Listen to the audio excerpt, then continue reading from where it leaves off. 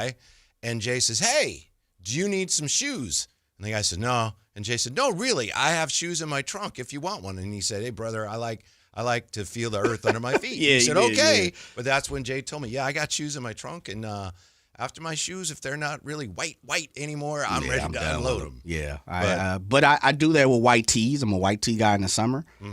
Fold up a lot of them, and I go down. I'm more of hand-to-hand combat guy, as you're talking about. Salute to anyone who's making it a better situation or giving a better opportunity for someone that's less fortunate. Yeah. But I'm more of I got to see it, So I like to bag stuff up, just go down to an area where I see fit, hand-to-hand combat. Like, oh, yo. Yeah. You like something? Help you. If not, totally understand. And thankfully, there's enough people who do. Yeah. And that's how we leave it. It is what it is. Well, I really appreciated that. That was cool to see because you don't talk about something like that. But then I saw you, push comes to shove, you see someone who may be in need, and you're like, "Hey, do you want these shoes?" So yeah, that was very we cool. got to, brother. Yeah, that you was know very how nice. this goes, man. Mm-hmm. Why not? We're doing everything that we possibly can to assist people, man. The society is well, let me say this. The economy is tough. It truly is. It is. In my lifetime, we've been through recessions. You could call this a recession, however you want to see fit. It's difficult in many different ways. And so anytime you have an opportunity, I didn't grow up with, as they say, a silver spoon, right? I didn't grow up with a lot of different things. But I was blessed to have other things too, and so I grew up with a plastic spork. We were fine. Eating fruit cocktail? I can't complain. Both my friends we were good. And that's what I say. I'm just kidding. Single parent household, the typical. Come out the book, the whole situation. No one's crying spilled milk, but I always give love to my mother because if it wasn't for my mom, I have no clue where I would have been. She pulled herself up by the bootstraps, went to college. I remember at 5, 6 years old going to my grandmother's house or auntie's house or something while my mother went to nursing school, RN school, things like that. So my mother became an LVN and she did, middle class, I guess what you want to call the bottom of the middle class, raised me by herself, no assistance. So, we were cool. We were comfortable. The lights were on. I didn't live without, I lived with electricity and water. It wasn't like I was in the tenements, but at the same time, neighborhood wasn't the best. Opportunities weren't the best. So you do what you have to do, man. So I always give shots out to my mom when I have the opportunity. Isn't that shots tough out to Brianna. When you think about that in terms of, wow, how do I repay that? And it's like you realize, I can't. You can't. You can pay it forward, but you can't really pay back somebody who does that for you. You truly, because, I remember, and I've told this, I don't think I've ever told you this story, maybe and if I have, forgive me. When I was graduating high school, all my family, minus my grandmother, and I'm speaking on my mother's side, has degrees in some form or fashion, minus my grandmother. And my grandmother, who is 83 or 82 years old, is actually still going to college this day down in Texas. Because she just told me, she was like, you know what? I realized beside my daughter, who's in high school, and her, they're the only two who hasn't obtained a degree in some form or fashion. I always look at it, when I was coming out of high school at the end, it was all about sports for me. So I told my mom, I'm not going to college. I'm going to take a year off. And my mom was like, all right, okay. Let me ride it out through all my senior year. And when it came to about the end of April, early beginning of May, now, mind you, scholarships were offered. And I was like, Coach, I was telling all the coaches, I'm going to take a year off. I'm done with school. I graduated, and I'm chilling. I'm riding around the hood. I'm going to do me. I'm not doing anything. And my mom let me believe that and then popped up and she was like, you must be sick in your mind in May. If you don't, all the things that I've had to do to get you to this point, and all the work that you've put in, you don't want to go to college, especially when you can play sports, play baseball. You're going to school. So by that time, everybody pretty much had gave away their scholarship money. I was like, wow, it's rough out here. It's true. But again, those are the things when you look back, talking about you can't, you'll never be able to repay. If I wouldn't have went to college, thankfully I had an opportunity to go. But if I wouldn't have went to college, what would I have done for that year? I could have gotten into some mess. Yeah. I mean, I was already getting into mess, so my mom was like, nah, you have an opportunity. You've passed clearinghouse. You have decent grades, go to school. You're still a man, but I'm still going to give you an opportunity. But then it got to the point like, yeah, listen, I'm your mom. And it was one of those because I said so. Yeah. You're taking your tail to school now, so Was that shouts when out to moms. When you were visiting schools back east, and they would say, you're from California. Why do you want to come here to play baseball? We play 3 games a year. Yeah, right. We don't play till April. And our whole first month is on the road. Yeah. Why are you coming to Indiana? And yeah, definitely. Because Arizona and California, Texas, and Florida are the hotbeds in baseball.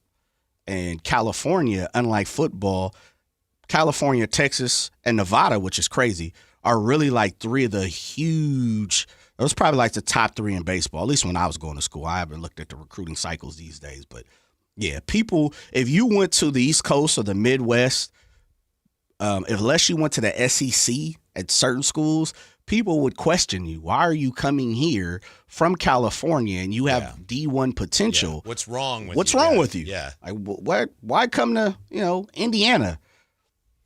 Oh, man. So I got hip and started using some because at that time, and I don't know if it is now, you could only take 5 official visits to schools, which meant they paid for you to come. You, family member, mom's, dad, cousin, brother, grandma, me and Mr. Gleason, whoever, you know what I mean? And so I took 2 or 3 back to the Midwest. One was just to go visit my aunt in the Chicago area. So I go to, all these different schools in the Midwest, but I'm pretty sure I can say this. Valparaiso was the school that paid for it. They were the official visit. But I went to, 8 different schools while I was in the area. Notre Dame, Illinois State, all these different places throughout that area, Indiana, Michigan and stuff like that. But, yeah.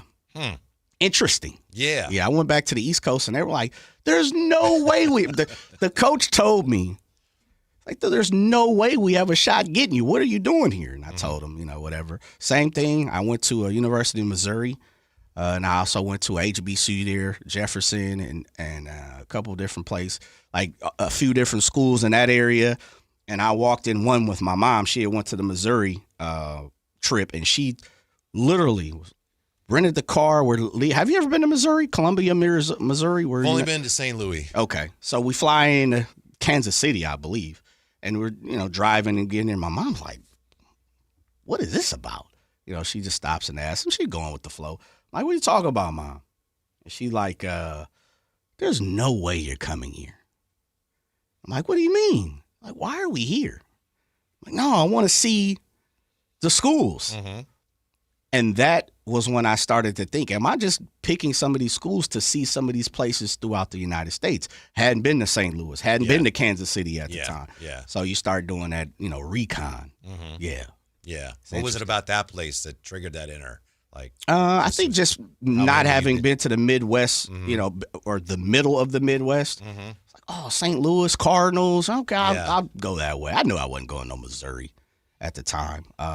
It's very interesting. The one, and I'll end this as we talk about the Kings, and I think I've told you this off air. The one school I loved, but I was even killed enough to make the decision was UNLV. I was all in at UNLV. Send me there. I'm ready to rock. It's close to home. Moms could get there. Grandma, family. And I got off the plane, and you get picked up by I got picked up by the assistant coach, who was an outfield coach, and he takes me to the campus, and he's like, yo, these are your chaperones for the next couple days. We'll see you later for lunch, right? And like, all right, boom. So one of the guys takes me around. We're jumping around the school, and right before we had left, the coach called the chaperone, and I never forget, he's told, put him on the phone with me. And I got on the phone with the coach. He's like, hey, yo, just so you know, there is a rule that if you are 18 and under, or you are a professional, if you are one of UNLV's teams, or you are a recruit, you cannot go into casinos and gamble. Mm-hmm. I'm like, what? And I wasn't 18 at the time, but I'm like, no. He's like, yeah, it's an unwritten, it's one of those things that you just can't do. Yeah. And I'm like, all right, cool. Man, Whitey, as soon as we got off the phone, man, we straight to the casino. Mm-hmm. Straight to the casino. I mean, nothing. They locked in, when I won't say the casino, they locked in. They getting drinks and all these other stuff. They were old enough to drink at the time. They were seniors.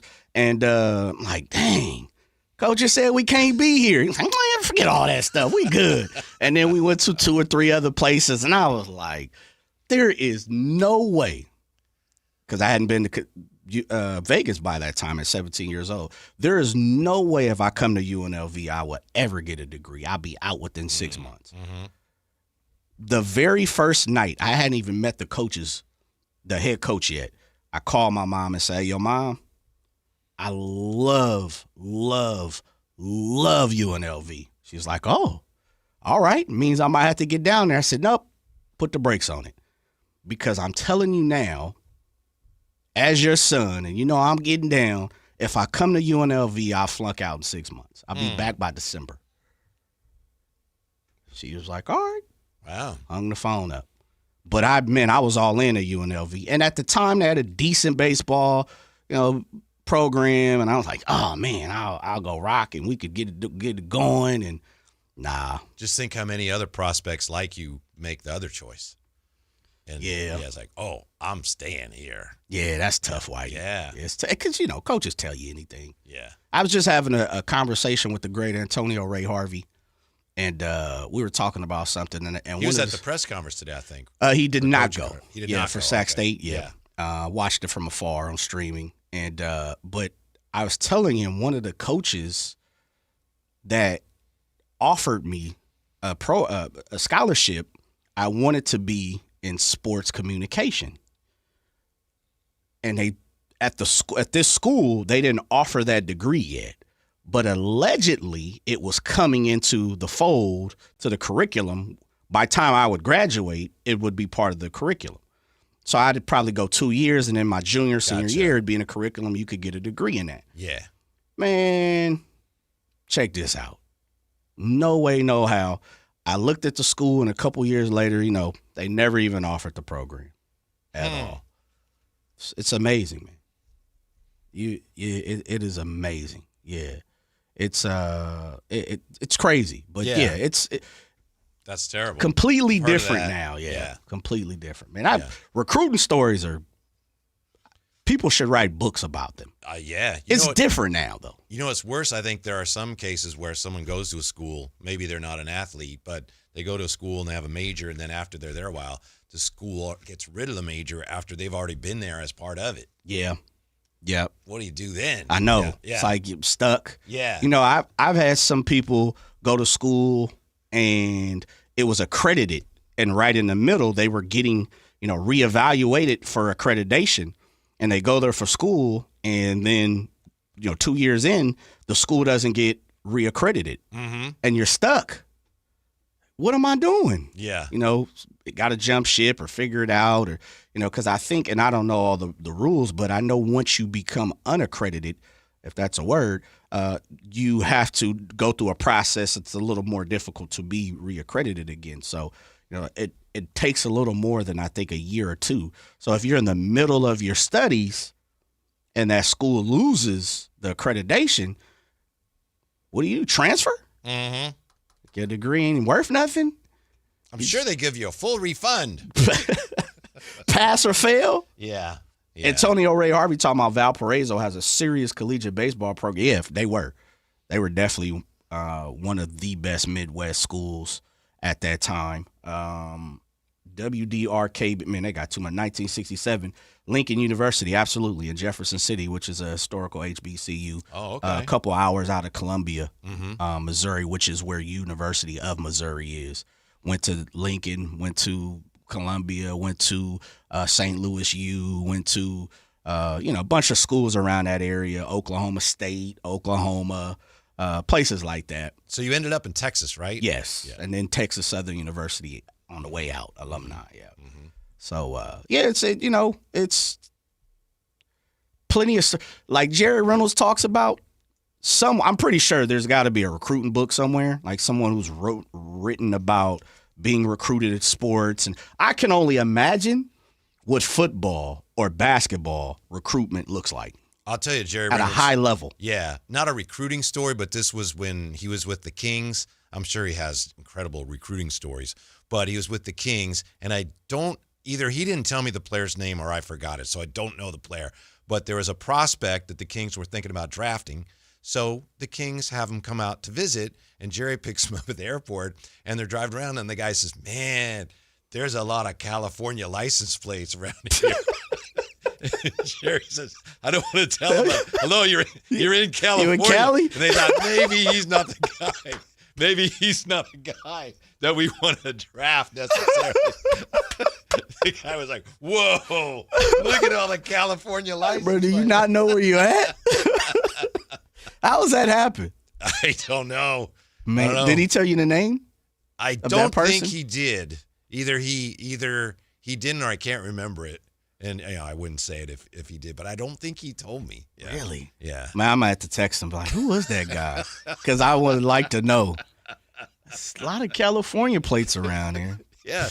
Bro, the funny thing is, Jerry says, I didn't want to tell him, but like, hello, what are you? Wait, you're surprised by that? Did you ever, and I know at high school, you were a hooper, did you ever talk to junior colleges, coaches, nothing in that? Okay. No. Yeah. Never did. It's recruitment at that time, and in talking to colleges and coaches and being around sports now as an adult, it's definitely changed. But also now that the money, the last 3 or 4 years, completely changed, I would be interested in how recruitment goes now. Like you got to be on a different statement,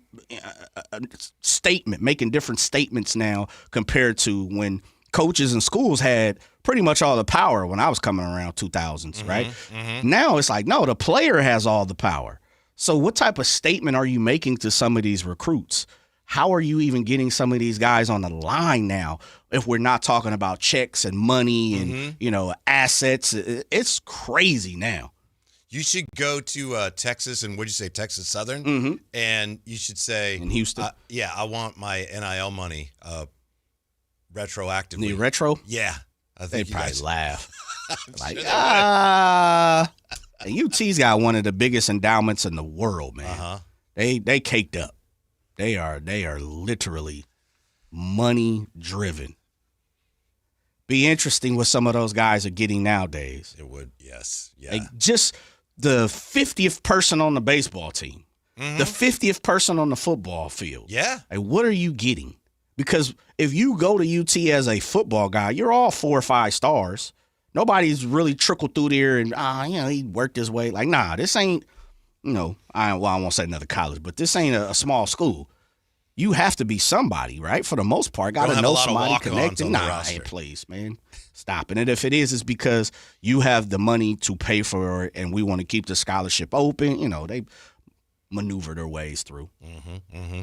We're going to maneuver our way through to talk to Kevin Calabro, TV voice of the Trailblazers, tonight's Kings opponent. Kevin Calabro joins us next here. Drive Guys on Sactown Sports. Domantas Sabonis plays here. He finds Sabonis, put the frosting on the cake, put the cherry on the sundae. Sabonis with a two-hand flush makes it 114-106. Sactown Sports is your proud home of the Sacramento Kings. This Sactown Sports 49ers report is brought to you by Kia of Vacaville, located beside the Vacaville outlets. San Francisco improves to 10-4 with a victory over Tennessee, 37-24. Brock Purdy throws for 295 yards and 3 touchdowns, and Jawan Jennings catches 2 of those touchdown passes. Niners remain 1 game behind Seattle and LA in the division standings. Next up for the 49ers, they take on Indianapolis Monday night. You can catch the game beginning at 4 p.m. right here on Sactown Sports 1140. Ready, set, win big. When the 49ers win, you score. With 49% off any large pizza, only at Mountain Mike's Pizza. Celebrate every game day with your favorites from our legendary crispy, curly pepperoni, bold sauced up wings, garlic butter drenched sides, and gooey sweet desserts, all hot, fresh, and built for a Niners victory. Download the Mountain Mike's app, join Mountain Rewards, and turn every Niners win into a pizza party. Let's go Niners. Mountain Mike's Pizza. Pizza the way it ought to be. Hey, it's Carmichael Dave. I got to tell you, I am so excited to get this decking project started with Trex Decking and Railings. From the first time I stepped foot in the showroom last week, I was so impressed. So many color options, heat-resistant composite deck. What does that mean? That means I don't have to do any maintenance on it whatsoever. They even have a deck designer, so you can go online and see what your dream deck will look like on your house. Just visit Trex, that's Trex.com to get it started. Tell them Carmichael Dave sent you. Guys, leave weight gain, low T, and ED in 2025. For a limited time, Revive Men's Health Sacramento is offering free full diagnostic panels. A $400 value. It checks testosterone, blood sugar, cholesterol, kidney, liver, thyroid, and heart health. Plus, qualified patients get up to 25% off select treatments now through year end. Call 916-619-3000. That's 916-619-3000. Or visit ReviveMen'sHealth.com. Year-end pricing's in effect. Every vehicle's priced to sell before the new year during Happy Honda Days. At Folsom Lake Honda, your one-stop Honda shop. Get behind the wheel of your new Accord or Civic today. Own or lease during Happy Honda Days at FolsomLakeHonda.com. As a family-owned and operated dealership since 2009, customer service is our #1 priority. Our customers love doing business with us, and you will too. Folsom Lake Honda is your one-stop Honda shop. Visit us at FolsomLakeHonda.com. Your one-stop Honda shop. Carmichael Dave here for American Energy Heating and Air. They're now upgrading what they do to include plumbing. They're bringing that same expertise and experience to the plumbing space. So they're no longer just heat and air. They're now your American Energy home pros. You hear me talk about them all the time as your second opinion partner. Now you can still get second opinions on any HVAC service or replacement. And now you can get a second opinion on any of your plumbing services. They'll come out to your house for free and give you that second opinion. And right now, they got a free furnace special with a full system installation up to $2,500 in rebates. All for a company that's been serving the greater Sacramento area since 1981. A+ Better Business Bureau. 916-520-9990. That's 916-520-9990 or AmericanEnergyAir.com. Jingle singers, take it away. Call 916-520-9990 now. $5,000. That's the average amount of money people in the U.S. are now spending on gas in a year. $5,000. That's crazy. If you drive, you have to download Upside, the free app that gives you cash back every time you get gas. That's right. You can earn real cash back with Upside just by buying the gas you're already buying. You can literally start earning cash back today. I use Upside every time I fill up, and I've already made around $200-$300. You're putting gas in your car anyway. Why not get real cash back? If you like free money, download Upside. I'm saving the cash I earn from using Upside to help pay for a vacation later this year. Download the free Upside app now to earn cash back every time you buy gas. Use promo code POWER to get an extra 25 cents per gallon on your first tank. You can cash out anytime right to your bank, PayPal, or a gift card for Amazon and other brands. Just download the free Upside app and use promo code POWER for a 25 cents per gallon bonus on your first tank. That's code POWER for a 25 cents per gallon bonus. Golf to Go is brought to you by the Hagen Oaks Golf Super Shop. Here's Frank LaRosa. Amateur players will be pleased to know that the USGA doesn't object to a friendly bet with your weekend foursome. Friendly bets include soft drinks after the round, hot dogs at the turn, or even a $2 Nassau, one of the most widely used bets in golf. It takes its name from the Nassau County Country Club of Glen Cove, Long Island, one of the many clubs frequented by the well-to-do in the late 19th century. As the story goes, matches between these clubs were often reported in the local newspapers, sometimes to the embarrassment of wealthy industrialists coming out the loser. The Nassau captain J.B. Coles Tappan then devised a format where the worst possible result could not be reported as anything more than a 3-0 defeat. In a Nassau, 3 equal wagers are placed on the first 9, the second 9, and 18-hole total.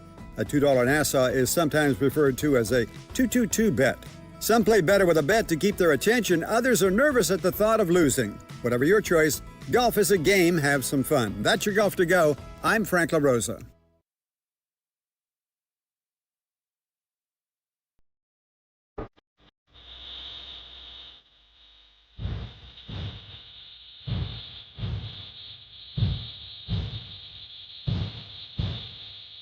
Your flagship station for the Beam Team, Sactown Sports. Kings are actually back in, well, I was going to say action. I don't know. Can we use that term with them this year, Jay? Are the Kings in action? They might be working. They're at their job. They are. They are, and tonight taking on the Portland Trailblazers. And nice enough to join us once again, the outstanding TV play-by-play voice of the Trailblazers, Kevin Calabro. How are you today, Kevin? Having me, Jay. Appreciate it, as always, sharing and breaking bread with you guys down there in the sunny climes of Sacramento, California. We appreciate that. We've been socked in with the fog pretty good here of late, Kev. And that's kind of been symbolic of where this has been for the Kings and Kings fans. We feel like we've kind of been socked in with this slow start, and we're not sure where this is all headed in the fog.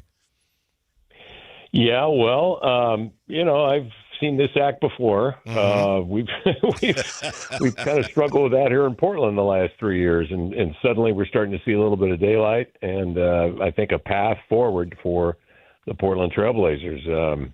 Looking for a matchup against Sacramento. The Blazers have gone through what has been rated the toughest schedule in the NBA so far, and they're now headed into what is called the easiest part of their schedule from this point on at Game 27 tonight. So this is the Sacramento team, obviously, as I don't have to tell you guys, it's been racked with some injuries and big change at the top.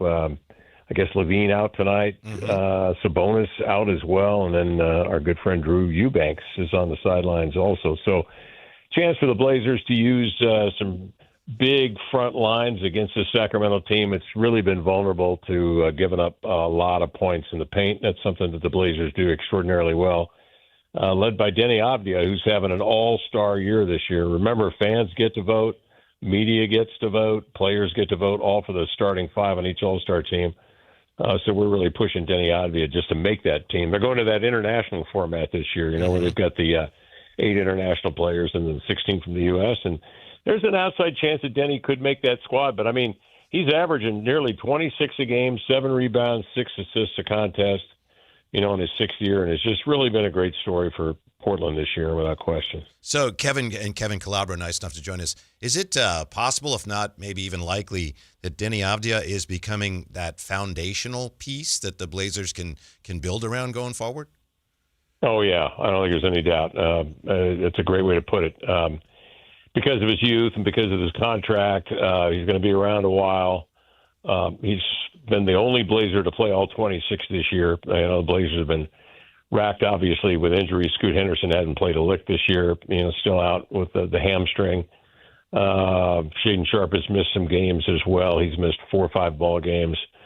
Who else has missed time? Well, Drew Holiday has missed games for the last month. He's missed the last 12 games for the Blazers. He was terrific in the start of the season when the Blazers went 6-6 with him in the starting lineup. So, they've been through some injuries, but Denny's been the one constant for this club. He's had 13 games this year of 25, 5 assists, 5 rebounds. Just one of 3 guys in the league to do that. The others being the Joker and Luka. Just to lay a little context on you about the importance of Denny Avdia to this team. Kev, you mentioned somebody that I wanted to ask about, which is Shaedon Sharpe. He's averaging the 2nd most points on the squad. What has he meant to the Trailblazers this year, and have you seen an uptick in his play, or is this something that the Trailblazers kind of expected Shaedon to kind of move into the role? Yeah, I mentioned the injuries because he had been dinged up. He had those calf injuries that have been afflicting a lot of players this year, both calves, and then they had him on a minutes restriction. Now he's unleashed. And he's coming off a 33-minute effort against Golden State. He was terrific. He had 35 in that game. He was 5 of 7 from 3, got to the free throw line. He had 4 steals in the game as well. I mean, that's big time. He had 5 threes, 4 steals, and 35 points. Like you say, he's averaging close to 22 a game. He's been over 30 this year 4 times. And he's a young guy as well. You talk about building blocks. These are your 2-3 guys, along with Toumani Camara, who are all, Shaedon obviously is younger than Denny by, I think, 2.5 years, and Toumani Camara by about 3 years. So they're all there in their early 20s to 25 years of age.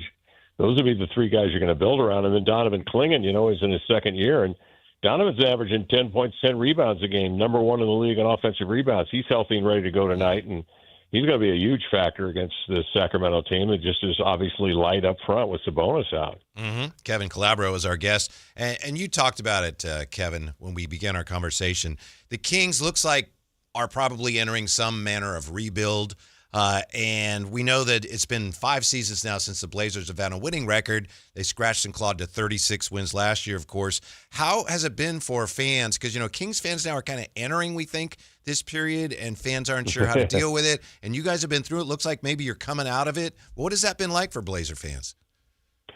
Well, it obviously it started with a new coach 4 years ago when Terry Stotts did not come back with the Blazers, and they decided to make a move and go to Chauncey Billups, who had no coaching experience, head coaching experience anyway in the NBA, and very limited experience on the bench a couple of seasons with the Los Angeles Clippers, and he took on a veteran team. And then the Blazers went through, in that 3-year period, through a couple of iterations with finally the trade of Damian Lillard, all-time leading scorer of this club, iconic, arguably the top trailblazer of all time, with all due respect, obviously, to Clyde the Glide and the late, great Bill Walton.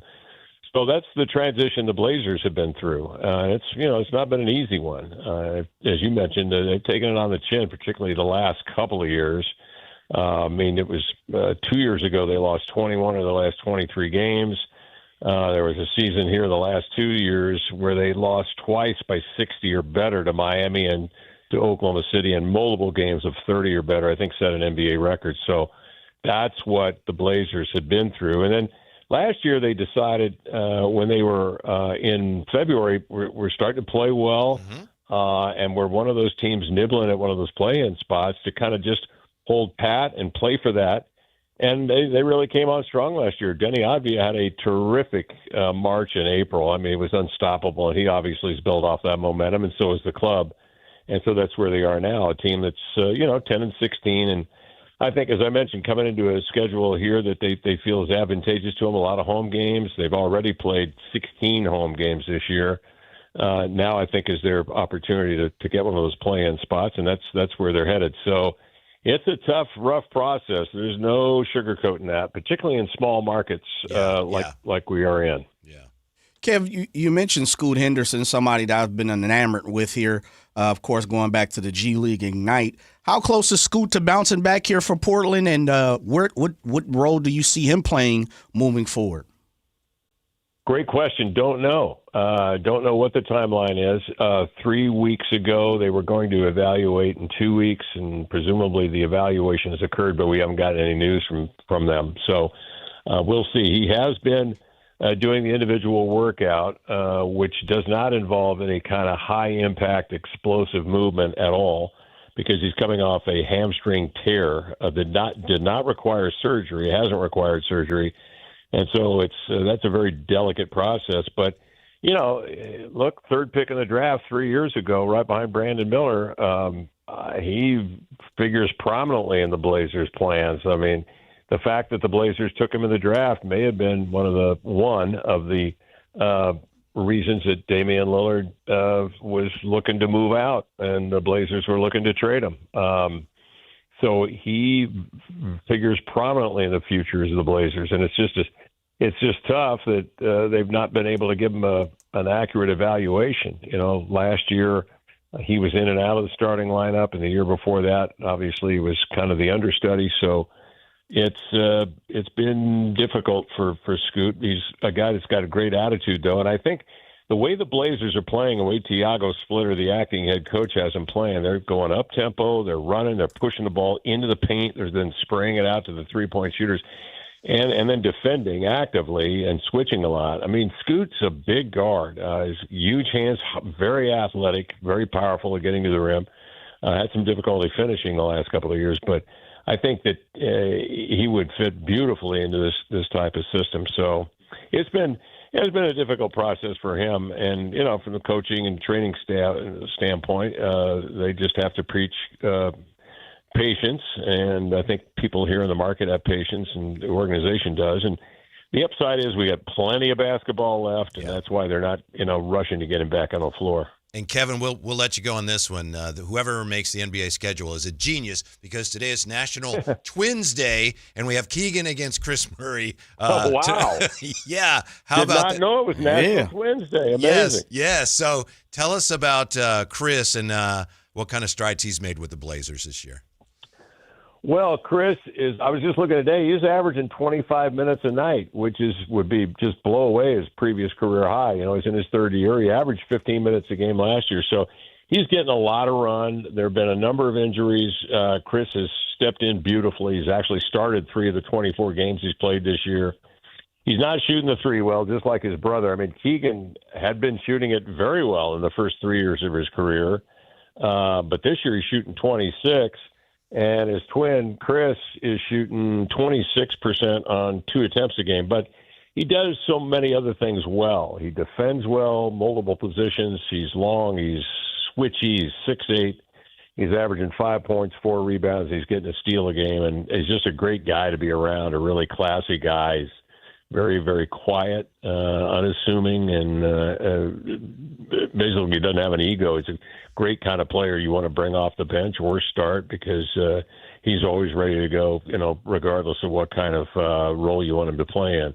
He's done, I think, a nice job, too, in this system. He's a guy that can get out on the floor and run. You can reliably get it to him on the break. He can reliably handle it and get downhill into the lane and finish. And in the half court, he's starting to cut and streak to the rim, and he's ambidextrous. He can make that move with the left or the right hand, and he's been a nice addition to the club. I think for a low first round pick, I think he's done a very, very good job. Kevin Calabro. Kevin, we appreciate your time as always very, very much. Enjoy the game tonight. Take it easy on our Kings. They're struggling right now, and we hope to talk to you again soon. I appreciate it, and just keep in mind there are no easy wins in the association. We have to remind our players of that every day. All right, thanks, guys. Thank you. Yes, and happy National Twins Day, Jay.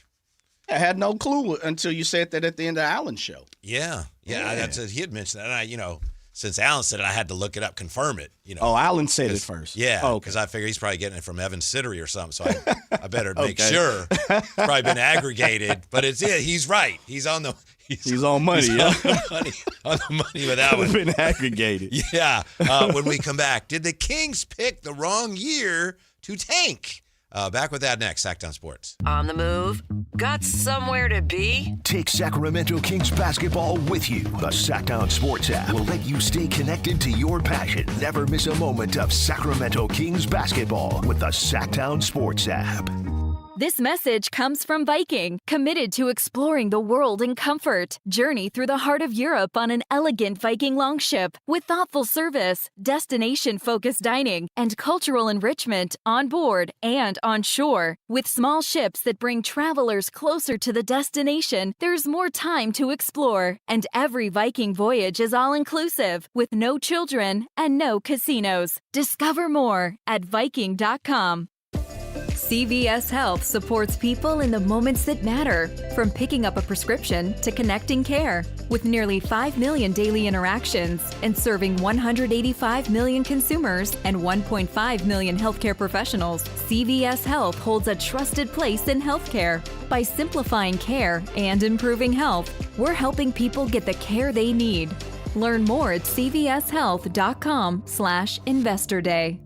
$5,000. That's the average amount of money people in the U.S. are now spending on gas in a year. $5,000. That's crazy. If you drive, you have to download Upside, the free app that gives you cash back every time you get gas. That's right. You can earn real cash back with Upside just by buying the gas you're already buying. You can literally start earning cash back today. I use Upside every time I fill up, and I've already made around $200-$300. You're putting gas in your car anyway. Why not get real cash back? If you like free money, download Upside. I'm saving the cash I earn from using Upside to help pay for a vacation later this year. Download the free Upside app now to earn cash back every time you buy gas. Use promo code POWER to get an extra 25 cents per gallon on your first tank. You can cash out anytime right to your bank, PayPal, or a gift card for Amazon and other brands. Just download the free Upside app and use promo code POWER for a 25 cents per gallon bonus on your first tank. That's code POWER for a 25 cents per gallon bonus.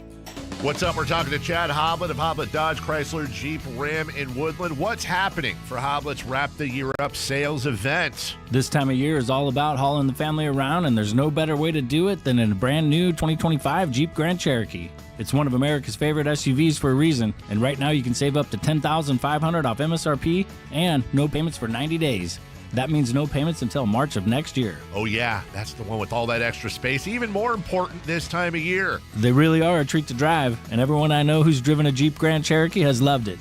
Don't miss your chance to get one and save at Hoblet. Search, select, and save through their whole inventory at HobletDodge.com. Unbeatable prices, unbeatable selection. Nobody beats Hoblet, period. $10,500 total net savings on select new 2025 Jeep Grand Cherokee L Limited after $5,000 factory rebates and $5,500 dealer discount. Rebates include $2,000 SFS bonus cash. Must finance through Stellantis. $500 first responder bonus cash for eligible first responders. 3 this net savings. Sample VIN 746799. See dealer for details.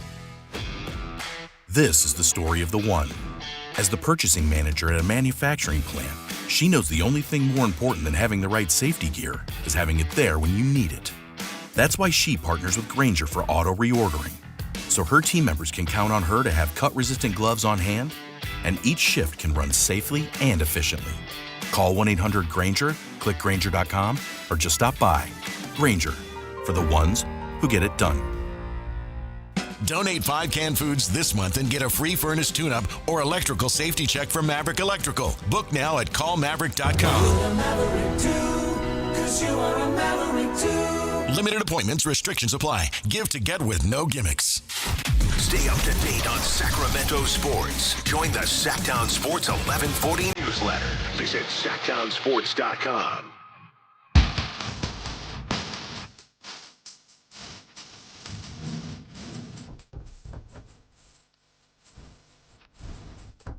The Drive Guys powering your afternoons Monday through Friday on Sactown Sports. Our thanks to Kevin Calabro for joining us, and our thanks to you for joining us. One of the things about Kevin Calabro, and I appreciate that Jay has him on from time to time. I remember when he was doing Sonics games, and I think I had League Pass or the games were on NBA TV, and I'd see him, and I'd think, man, that guy's so good. But every time he comes on, even if the Kings are struggling, he always tries to, the Kings, they got DeMar DeRozan, and, there's no easy games in the NBA. He always tries to give the Kings some credit, even when that's hard to do. Yeah, he knows what it is. He's been part of some lean years. He has. With the Blazers, a short time up there. But, and probably some lean years with the Sonics as well, as I'm sitting here thinking in my mind. Kev's a true, I guess one of the bests, showing some love to him is he's super professional, but he's one of those guys that's always positive. Like he's just one of them dudes you talk to and he brightens your day in some form or fashion. So, nothing but love for Kev. I've had the opportunity to know Kev for a long time, and I was telling the story to Kyle off air.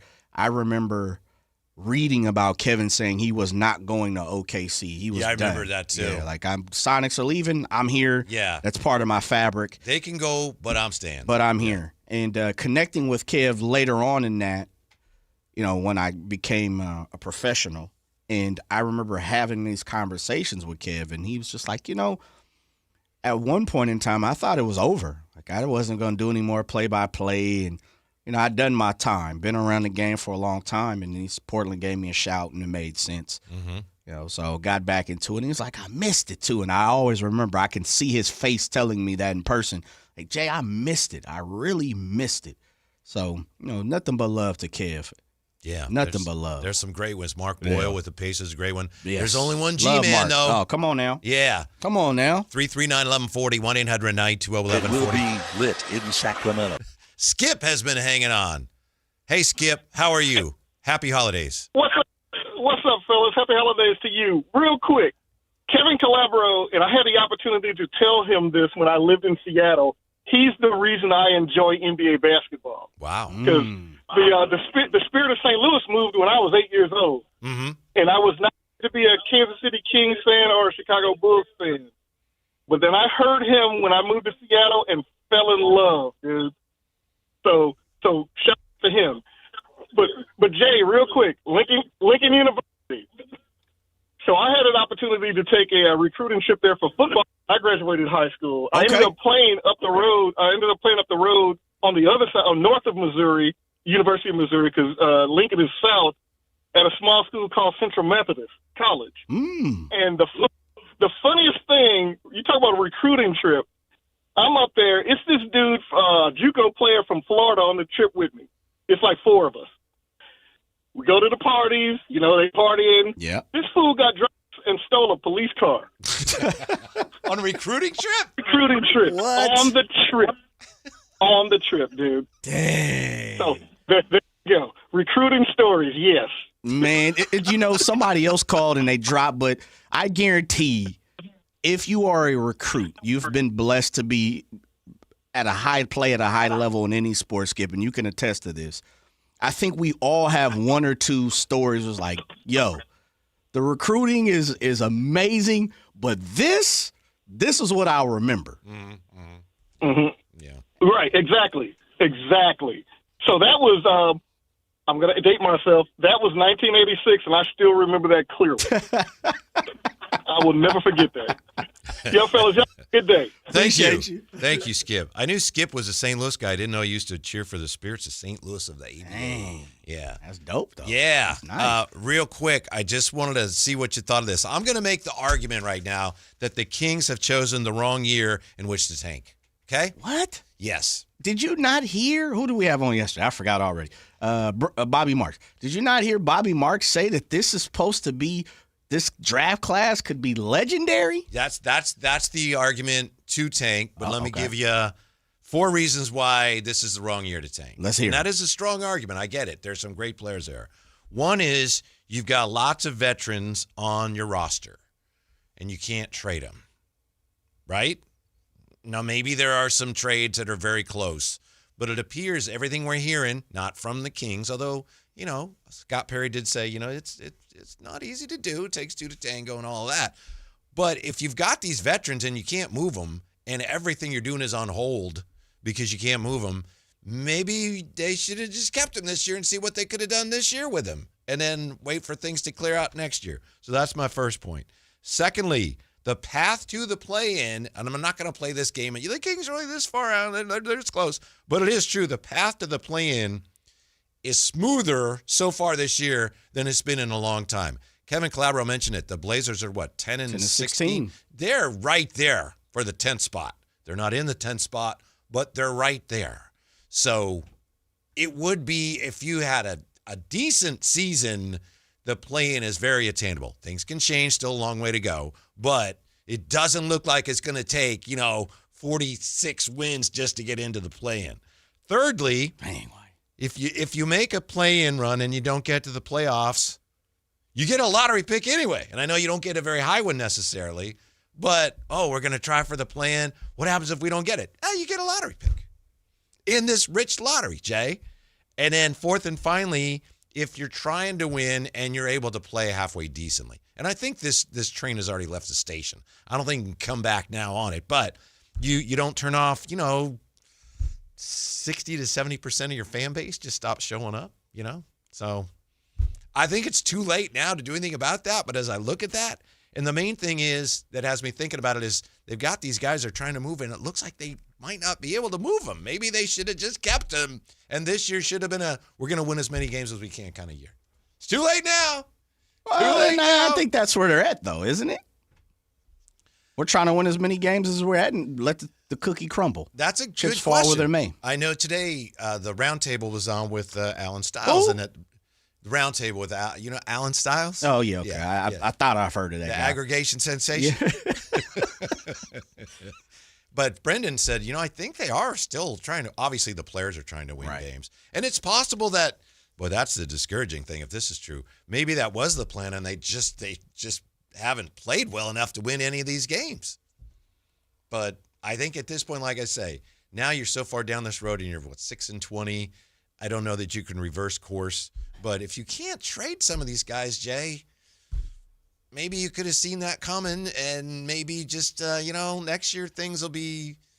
DeMar is only going to have the $10 million guarantee. Maybe Zach doesn't pick up his option. Because you're just in limbo right now. I could take tanking or going for it, but right now I feel like they're not doing either one. And I guess I have to be patient and wait for them to make some deals. But right now it's like, I feel so sorry for Coach Christie. We got to let the young players, we got to see what they have. Well, you can't do that when you're playing the veterans, so they're just stuck right now. They're just stuck. Yeah, 2-4 for me don't make any sense for this team at all, which is, I understand what you're talking about with the play-in, but no one plays to make it to the play-in. And if that's your goal, your end goal is, we want to make it to the play-in. That's crazy. That's well, crazy sure, but talk. your end goal is actually to get to the playoffs. Right. But yeah, through the play-in. Understood. Yeah. I get what you're saying. Yeah. This team isn't right now. They're, 5-6 games back? I don't even know. You said that. I didn't. I don't even know. I think they're close 4.5. to that. 4.5. 4.5. Yeah, 4.5. Which is, they're not making that unless something completely changes and they catch lightning in the bottle. It's tough from 6-20 to get to. Good luck, right? Yeah. Liam Nielsen, good luck.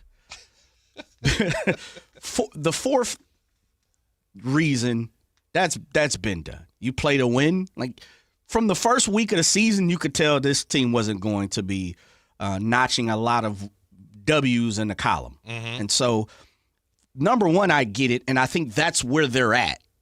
I think we truly can get to the point of this team, which Scott Perry has talked about, is not as easy. There are 29 other guys who hold the same position as me, Scott Perry said on this show. And, I can't just fleece everybody. It's not that easy to do so. So I hear number one. I can give you a pat on the back for number one. It's definitely not easy to change, switch up on some of these guys, especially when they're making close to $50 million. Yeah. Guerrero Grows in the chat says, that's jacked up, Whitey. They are trying to win. I know the players are trying to win. Players try to win. But is the organization really committed to trying to win as many games as they can this year? They perhaps shouldn't be. That's what I've been assuming. But now as I'm looking at it, that's what I'm thinking. Maybe that should have been the plan all along. Like I said, the discouraging thing would be if, that was the plan, but we just didn't win enough games. But there you go. Too far down that path now. Why are you doing this in hour one, Whitey? Why are you I can giving do us it again in hour two if you want. I'll bring it back. You gonna recycle it, sir? I'll be honest with you. I'll tell you why I bring that up when we come right back here to Drive Guys on Sactown Sports. This is the story of the one. As a safety manager at a manufacturing plant, he does everything he can to keep his coworkers safe. From finding ways to reduce risks to keeping safety supplies in stock. And for that, he relies on Grainger. Grainger offers a broad range of quality products and next-day delivery, so he can always play it safe. Call 1-800-GRAINGER, click Grainger.com, or just stop by. Grainger, for the ones who get it done.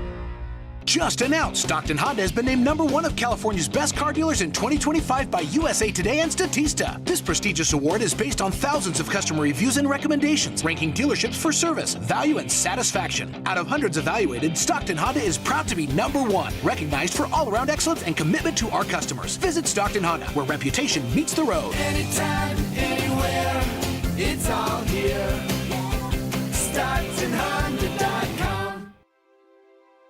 The holidays can be a time of increased stress for those struggling with opioid or stimulant addiction. They can also be a time for pause, reflection, opportunity, and new beginnings. This holiday season, choose treatment and recovery. Embrace the company of family and friends and create special moments. Find a proven opioid or stimulant addiction treatment provider near you at ChooseChangeCA.org. Guys, if you're worn down, putting on weight, dealing with low T symptoms, or ED, something's off. Ignoring symptoms doesn't fix the real issue. For a limited time, Revive Men's Health Sacramento is offering free full diagnostic panels, a $400 value. It checks testosterone, blood sugar, cholesterol, kidney, liver, thyroid, and heart health. The key areas that reveal what's driving low T, ED, and more. Plus, qualified patients get up to 25% off select treatments now through year end. This gives you a clear answer on what's off and the steps to improve it. Over 120,000 patients have trusted Revive since 2011 because the results are real. Claim your free full diagnostic panel today. Call 916-619-3000. That's 916-619-3000. Or visit ReviveMen'sHealth.com. Make the switch to energy that works for you. Over the next few years, your utility bill is going to keep skyrocketing with nobody doing a thing about it. It's up to you to say no more. Continuum delivers solar solutions tailored for your home. They handle everything from design to installation, so you can enjoy lower bills and cleaner energy. Ditch your utility company and take control of your power. Check them out at takebackyourpower.com and have your home's energy powered by Continuum. Don't you just love this time of year and the holidays when families get together to make memories? Hi, this is Frank LaRosa with a word about Naturewood Home Furnishings. From the time I was a youngster, the family table was always filled with a gathering of grandparents, aunts and uncles, brothers and sisters. Those are memories that will live with me forever. Naturewood Home Furnishings Holiday Home Sale going on right now gives you the opportunity to find the perfect holiday gift that will last a lifetime. You'll find unique gifts like gleaming accessories for every room, now 20% off. During Naturewood's Holiday Home Sale, you'll find savings all around the store for every room in your home. Find your perfect bit of Christmas for your home at Naturewood Home Furnishings Holiday Home Sale going on right now. The memories you make with your family will be with you forever. Naturewood Home Furnishings, off Highway 50 at Hazel. Look for the water wheel. KHD1 Sacramento, KYMX HD3 Sacramento. From the Power Business Technology Toshiba Studios. This is Sactown Sports 1140.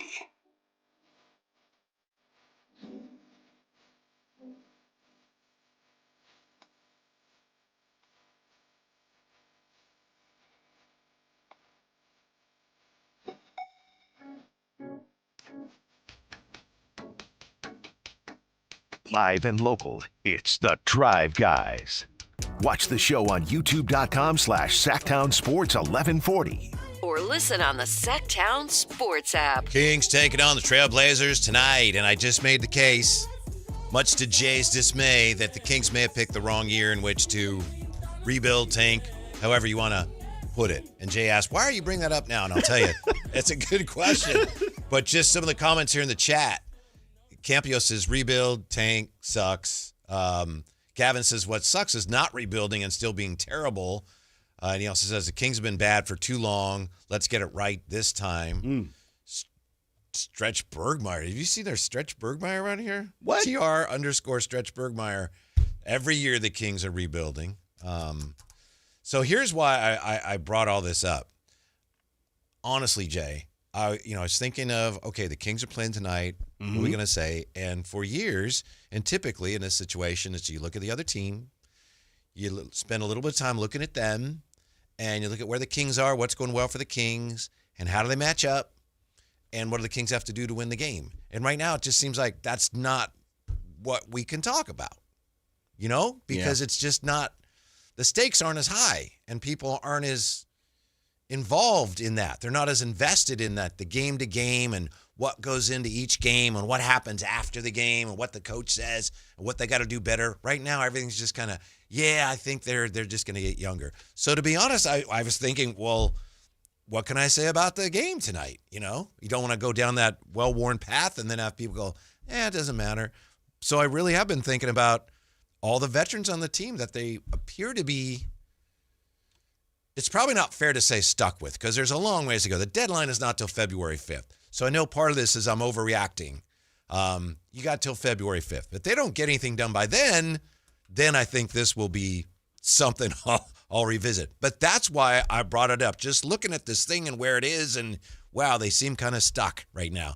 Maybe they should have tried to win as many games as they could this year. So that's how I brought that up. I got you. Yeah. I think they have, and I'm not saying you're not saying they, that makes no sense, but I think what I'm saying is you believe at one point in time they believed they wanted to win all the games that they possibly could, but at this very moment you're like, nah, that's not where they want to go with this movement right now. It seems that, and I base that on Carmichael Dave coming out weeks ago saying, sources, look, they're in a rebuild. Yeah. And my opinion is, that wasn't just his opinion.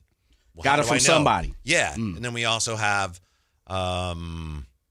reports from Sam Amick about, it's a 3 to 5 year plan. So I think it's pretty clear. And then you have Coach Christie this week saying we've got to start playing the younger guys. So it's pretty clear that's where they're going. The thing we don't know is that the plan all along? Right. Was if things started going sideways, you duck into transition that plan. fast. Yeah. I do have to think no matter what they were hoping, it's gone worse than they thought. I would think so. And injuries have something to do with that, too. I think in all fairness. In a perfect world, the Kings organization would have loved to be in the play-in race, be around, the number that it's going to take to get into the play-in race. Which is a low number right now. It seems that way. It looks that way.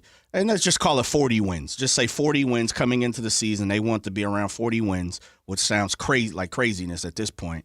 But also develop some of the young guns and probably move a contract or two. I think in a perfect world, that's where Scott Perry, the organization, ownership group, they probably would have all agreed on. If you laid out 3 or 4 different plans, that would have been the plan. From all the accounts that we've heard, reports, it seems like that was the feel.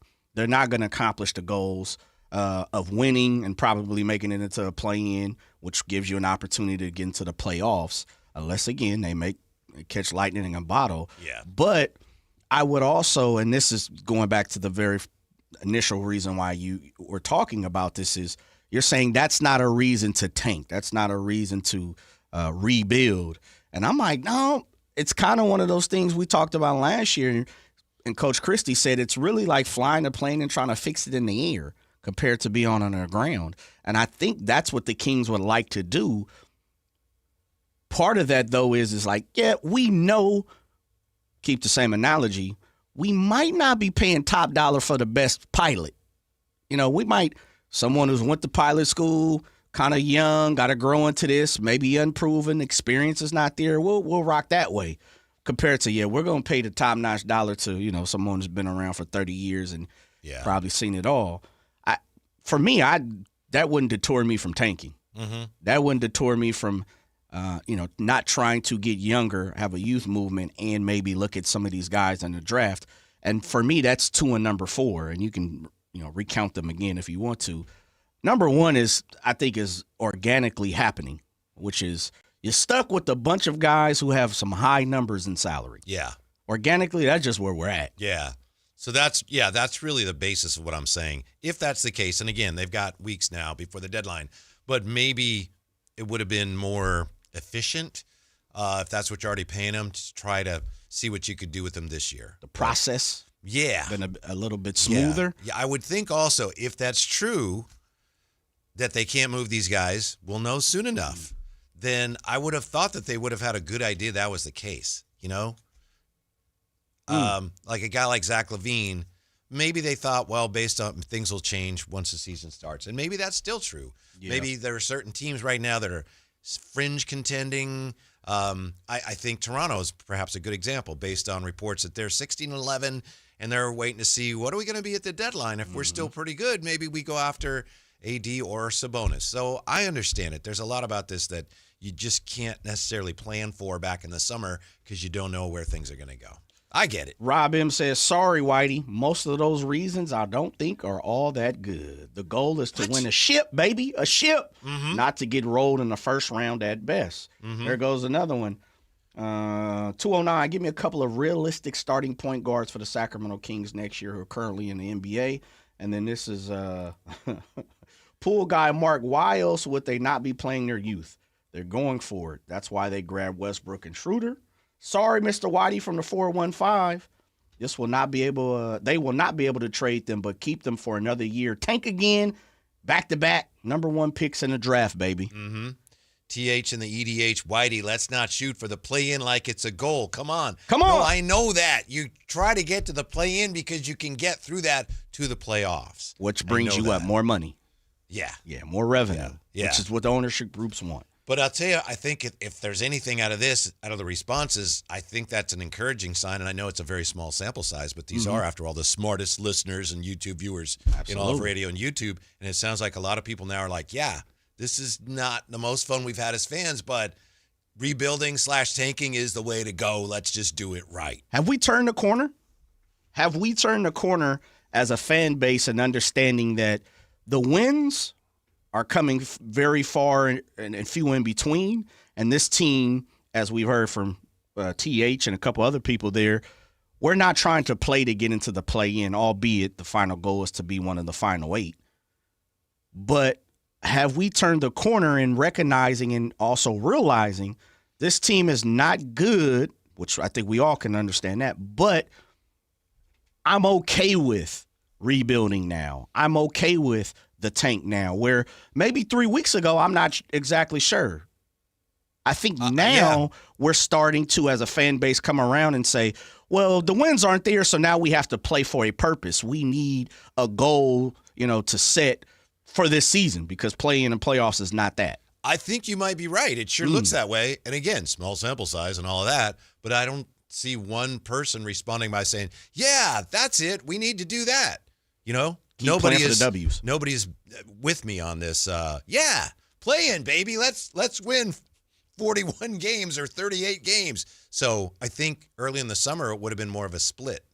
And now I do think you're right. I think for the most part, fans are maybe not as split. They're not happy, but I don't think they're as divided on where to go from here. Is it just the realization that we're terrible? Or is it the fact of, all right, we have to adjust our expectations and, goals and where this team is heading? And so before I am, my excitement is diminished again because I'm hoping and wishing and praying that this team can be successful.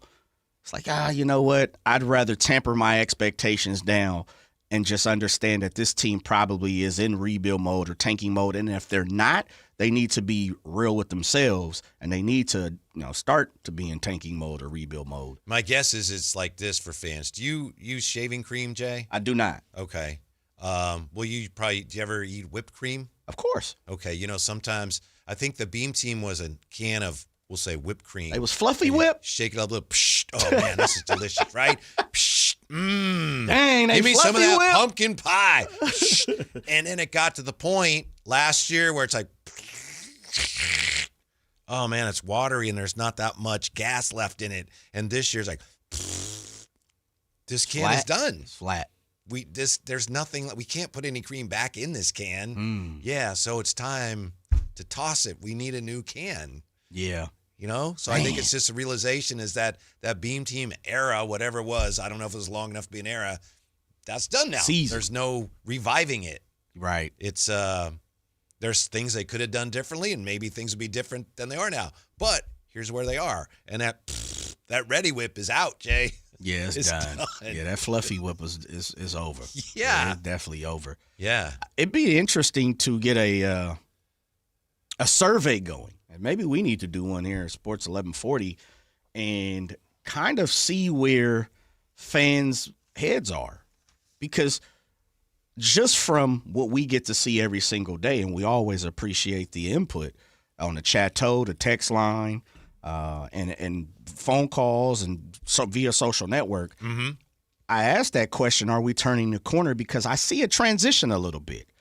And maybe, I bring it back up. Maybe it's because a transition as far as how fans look at it? The understanding of where this season is heading and what we probably all need to get on the wagon of understanding, like, look, this team is in rebuild and tanking mode. Whatever adjective you want to use to describe it. Those are pretty much the same things, right? Yeah, pretty much, for the most part, yeah. I think we've all come to grips, like, it's that time. And anything left of, like you said, that can is completely done. Yeah. And they're showing it to us every game. We see, even, okay, they win a game here. It's like, but it's not sustainable. And it's not going to be sustainable for the next 2 or 3 years without a major change. And a major change is tanking or rebuilding. So I truly believe fans are kind of coming to grips due because of the results of each game for the most part. Okay, we're in that mode now. Mm-hmm. And so, Whitey, for you to bring that fugazi list up here. I got my reasons. I'm glad we're talking about it. For a legend like yourself to bring that type of foolishness to this show and ask these fans to sit back and give you a pat on the back because you don't want us to tank. No, I know. I kid. I don't need any of that. But I'm glad we're having the conversation. It's true. It's unfortunate because it wasn't an era, in my opinion. The Beam team was not an era. It was more like a year. It was a season. Yeah. And I would venture to say the summer post that, with the lack of moves being made, probably caused it not to be an era. Now, you can get into the Mike Brown, the De'Aaron, and everything else you want to. Be my guest. But the lack thereof, when you had the momentum, it just came to a screeching halt. It truly did. There was nothing done. You didn't build upon what the Beam team accomplished. Just like, oh, we'll give them an opportunity to go ahead and grow. Hopefully, it was like we were hoping. We were wishing on a star. Yep. Dennis from Stockton says on the text line, 339-1140, 1-800-920-1140. As a fan of the Sacramento Kings for the last 30 years, for me personally, I would rather just tear it down and start over from scratch. We've been tinkering with this team for too many years now, trying to find that one or two pieces to get to the next level, and it has backfired on us ever since the Halliburton trade. And the firing of Brown, our team has been a train wreck. Beep, beep. Yeah. The other problem with being one of those teams that game today, year to year, you're trying to just kind of patch it up. You have so many new pieces, and you don't ever have that consistency that a young team like OKC, like the old Spurs, they kind of, as pros, grew up together. And when you do that, you grow not just as the individuals and, that guy's a much better player, but it actually, as a team, I know that's kind of cliche, but you can see it happen. The best teams grow that way. Yeah. And it's hard when you're patching it up every year, bringing in like DeMar DeRozan on it. It's like, okay, those are good players, but we've seen it with this team. Like, as a team, it never really grew. Let me take it a little deeper, because these are the conversations we're having around here in Sacramento, and you use the Spurs for an example, and I'll stay right there with you. And that's probably an old example now, forgive me, but No, it's a good one. It is, Yeah. and I'm glad you said that, because my question to you is, as someone that's been around the game, seen multiple sports, seen many, eras of basketball, does it truly start with the players, or does it start with the whole overall arc, the foundation of who an organization is? I think it starts with players. Okay. The best organizations are better at finding the players, and building them and recognizing talent? Yeah. Okay. And even the Spurs, as great a franchise as they were, they won, 5 championships between 1999 and 2014? So that's a vast period, but they were good. They were good that whole period. They got so lucky with the lottery. They got David Robinson and they got Tim Duncan in the lottery. Absolutely. Oh, they're geniuses. Yeah, sure. Very true. Very true. They hit on some very great players. Truly some of the greatest. all-time greats, yeah. Have you, and I know it's happened because the first thing that comes into my mind is the Oakland A's and their runs, but can you remember an NBA team or remember an organization who had good players but not really considered, a top flight team organization wise or ownership group, or, there's always a stigma about that organization, but the players kind of seem to outplay the stigma of the organization. Like, I'm thinking about the Bulls. They get Reinsdorf and company? They get and Jerry Krause and they get a rap because they let Mike leave. It's like, I'll pay Mike anything he wanted. Matter of fact, give him a percentage of the organization. And they were like, nah, this is business. We don't really care. But we know how great the Bulls were. Did they outplay kind of the stigma? Did Krause and Reinsdorf and all them, did they have a bad look? I think what happened, based on what we saw when it happened and based on The Last Dance, based on what Phil Jackson has said and Michael Jordan, I think, and, rest in peace, Jerry Krause, he was really good at what he did, but I always got the sense the Bulls organization led by him, they actually thought it was them more than the players, or as much as they thought, oh, we did that with those guys, we can do it again. Yeah. And I think we found that out here. Not that Jeff Petrie ever felt that way, but, once Vlade, Bibby, and Weber left, you don't get guys like that back. But I think the Bulls, and Jeff Petrie, I think, knew that better than any of us, but I think Jerry Krause might have actually felt like, yeah, we can do it again. We did it. We built this team. We'll do it again. It's like, no, it's especially in the NBA, you got to have those guys, however you can get them, and then everybody looks like geniuses, but it really starts with the great players. And you need, to be a great team, you need at least two, right? Yeah. 2 great players. I guess why do you not take it even one step further? Is winning a championship in the NBA getting lucky? And I ask that in the form of, you go back to let's just start from 1980 to currently. We've consistently said, or at least I've said it, that you really don't want to, you don't see championship teams minus a top 5, top 10 person in the league. Is it getting lucky? Like, I hit with Mike Jordan. I hit with Scottie Pippen. I did well to get Dennis Rodman over. I hit because I got, I got the Admiral and I got Tim Duncan. I hit because I got lucky and got Isaiah Thomas. Like, is it just luck? It's not just luck, but it's a lot of it. Like, Michael Jordan was the 3rd pick, right? You have the 3rd pick and you get Michael Jordan. Now, that's great that you had the foresight to pick him, but he was the 3rd pick, so you had to get lucky that he was still there. Right. So Magic Johnson, the Lakers ended up, because of some terrible trade somebody made, Cleveland or somebody, they had the 1st pick. So they get Magic Johnson. Steph Curry, that worked out. No one thought he was going to be Steph Curry. So, yeah, it's a big part of it. SGA, same thing. Yeah, yes. And so that's both. It's like, the organization deserves credit, but there's a lot of luck involved. And that's, I think, why I asked the question, can they outweigh a badly or poorly run organization? The stigma of one, like you look around in sports, it's like, oh man, for a long time, Marge Schott was the owner of the Reds. Oh, they're terrible. They're absolutely terrible. They're not going to get things done, and they'll never win over there. Like there's a stigma of organizations throughout sports, a la the Athletics, who've been poorly ran for a long time. They've been to the playoffs through John Fisher's tenure quite a few times. They weren't able to win it, but you get what I'm saying. Like, do the players outweigh some of bad organizations? It seems to me, if I understand what you're saying right, and I'm thinking of a couple NFL teams, the teams that are like that, it's like the gravity's too strong. For a year or two, you can overcome an organization that's not the best, but it's going to pull you back. I'm thinking of, you may laugh, but the Bengals, who were pretty good with Marvin Lewis and Dalton, they were pretty good for a while. Good D, And I'm thinking of Kurt Warner and the Arizona Cardinals that went to the Super Bowl. And even with Carson Palmer, that was a pretty good team, but it kind of catches up to you, It just can't sustain it. Yeah. Can't sustain, I think it's harder to sustain it when you don't have the organizational support. Ooh, Whitey, I'm not sure, man. Mm-hmm. It's tough.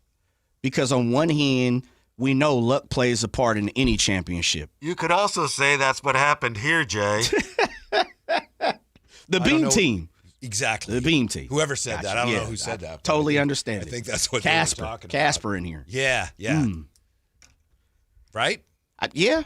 Now, that wasn't a great team, but it was a good team. Sure. And you could see the makings of something special. You could see, there could be some sustainability there if you tinkered with the roster, if you tinkered with the way the organization was handling situations. I get it. And that's why I'm asking that question is, truly when you sit back and look, and I bring it back to the NBA, when you look at the champions of, the last 30, 40 years, I can't think of many organizations where people are like, you know what? Or at least the stigma, and that's what I'm saying, the perception. Man, that organization is poorly ran. Or that organization truly doesn't have a roadmap. Gavin C. says the 2002 Kings outplayed the organization. I don't agree with that. No, I agree. I appreciate that, Gavin. But at that time, I know the Maloofs were good owners at that time. They were well funded, and they had, I think, a really good front office. Yeah. So, I don't see it that way. I think the ownership later ran into some problems where things started to unravel for them a little bit. Monetarily. Yeah. Like things outside of the Kings changed for them, which caused them to have, move around some pieces. Yeah, but as far as the luck, like Seen Brighter Sun says, is Bob Myers a genius because Steph's ankles stopped breaking? No. Right. So there you go. There's a ton of luck involved. Yeah. But the Warriors, correct me if I'm wrong, I don't ever really remember them, even through their lean years, the Pat O'Brien years, and like all those years, I don't ever really remember them having the perception that the organization was poorly ran. It was they make bad choices with draft picks. They can't get right there. I think before Joe Lacob bought the team, I think there were a lot of people that said, yeah, this owner, they got to figure it out. Who, I'm blanking on who that was. I think it was, and I don't mean to badmouth people that I don't know. I think it was Chris Cohan and his. Okay. Yeah. I think that group was not respected or not beloved by the fan base. Let me put it that way. Yeah. They had to run TMC teams, which were great with Don Nelson, but then they ran into they fell on some hard times. Well, yeah. It happens. I was just going to say, it happens to everybody in life, right? Yeah. That's a great question, though, Jay. I'm not sure I can come up with an answer, but I'll bet there are a few. Yeah, this Bengals and the Arizona Cardinals come to mind. Right, which never won championships and really didn't. The Bengals had a nice run, though. It was they had nice. some good playoff runs. I don't know if they won any playoff games, but they got there. And for them, that was like, whoa. And that's where the luck comes into play. You got to be a little lucky, too. Mm-hmm.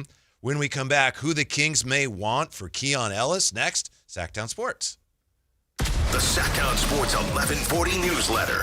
Right to your email. Get your latest on the Sacramento Kings, UC Davis, and Sac State with the Sactown Sports 1140 newsletter. Visit SactownSports.com to join. Sacramento weather is brought to you by the Roseville Auto Mall. I'm meteorologist Heather Waldman in the KCRA 3 Weather Center. Pack the umbrella for Friday. You'll need it for showers that'll arrive around midday. Morning temperature around 50 degrees. Afternoon high in the upper 50s with an afternoon breeze. Get the latest forecast on the KCRA News and the KCRA app. Winning 1K is easy. Just turn the key for a G. Take a test drive at any dealership at the Roseville Auto Mall to be entered to win. The Roseville Auto Mall is giving away $1,000 every day through December 19th. Turn the key, take the drive, and win a G. Only at the Roseville Auto Mall. Never have I ever called my sister from the finish line of my first marathon. Hello? You won't believe where I am. Are you running? Mile 26. I'm gonna make it. Switch to T-Mobile's 55 Plus plan and get iPhone 16e with its advanced camera system on us. Plus, 2 lines for just $30 a line. Guys, I can't believe it. I knew you could do it, babe. That was amazing. Mom, how do you feel? I feel great. I can't feel my feet. Let's take a picture, and then you may carry me to the car. Share every stride, every mile, every memory on America's best network. Switch to T-Mobile's 55 Plus plan and get iPhone 16e on us and 2 lines for just $30 a line. With 24 monthly bill credits and 2 eligible port-ins on Essentials 55 Plus for well-qualified customers with autopay plus taxes, fees, and $35 device connection charge. Credits end and balance due if you pay off early or cancel. Contact us. Finance agreement 128 gigabytes, $599.99 required. Best mobile network in the U.S. based on analysis by Ookla of Speed Test Intelligence data 1H 2025. Visit T-Mobile.com. With Steel, batteries are included. This holiday season, give a gift that's ready to go right out of the box. For everything from cleaning up the yard to cutting up firewood, Steel tools check off the wish list and knock out the to-do list. And right now, buy select battery tool sets and get a free extra battery. Visit SteelUSA.com for holiday deals and gift ideas. Happy holidays from Steel.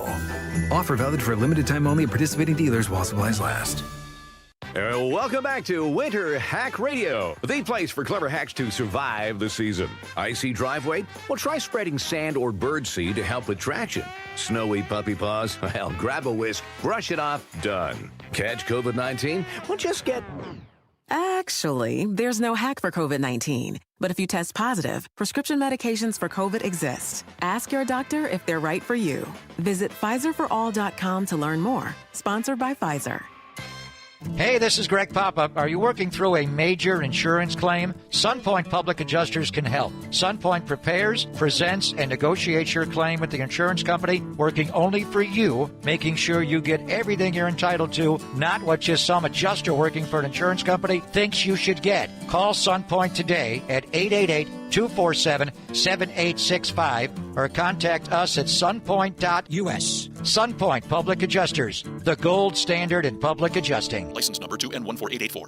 Now is the time before winter is full on in your kitchen to make sure your heat or your furnace is ready. How do you do that? Lee's Air Plumbing and Heating will get the job done for you like they did for me last winter when our system crashed and burned in the dead of winter. Check them out, leesair.com. Right now, get $100 off any AC heating or plumbing repair. Lee's Air Plumbing and Heating does it all, and they've been doing it at a high level for 40 years. See how they can help you stay warm and cozy all winter at leesair.com. That's Lee's Air Plumbing and Heating, license number 635355. Hey, it's Carmichael Dave. I got to tell you, I am so excited to get this decking project started with Trex Decking and Railings. From the first time I stepped foot in the showroom last week, I was so impressed. So many color options, heat-resistant composite deck. What does that mean? That means I don't have to do any maintenance on it whatsoever. They even have a deck designer, so you can go online and see what your dream deck will look like on your house. Just visit Trex, that's Trex.com to get it started. Tell them Carmichael Dave sent you. I'm with Vince Bloom, the big deal guy at Folsom Lake Dodge. Vince! Actually, this time of year, you can call me the Holiday Big Deal Guy. The Holiday Big Deal Guy! Because during the wrap-up-the-year sales event at Folsom Lake Dodge, you can save over $18,000 net savings off MSRP on a new 2025 Ram 1500 Bighorn Crew Cab 4x4. I'll take it. And for a stocking stuffer, keys to a Jeep, a new 2025 Jeep Wrangler 4-door Sport S. Right now, I've got one for only $36,995. That's why they call you the Big Deal Guy. So over $18,000 off a Ram 1500 Bighorn Crew Cab and a Jeep Wrangler Sport for only $36,995. But you'll only find these big holiday deals at one place. That's right, only one place. At Folsom Lake Dodge. In the Folsom Auto Mall. And online at FolsomLakeDodge.com. Ram includes 9873 dealer discount plus 8207 in national stackable and holiday bonus cash. Then SN 667196. Jeep includes 4250 dealer discount plus 12750 in bonus national retail loyalty and holiday cash. Must be current owner of SCA vehicle to qualify for loyalty bonus cash. Then SW 543907. See dealer details, expires 1/2/26.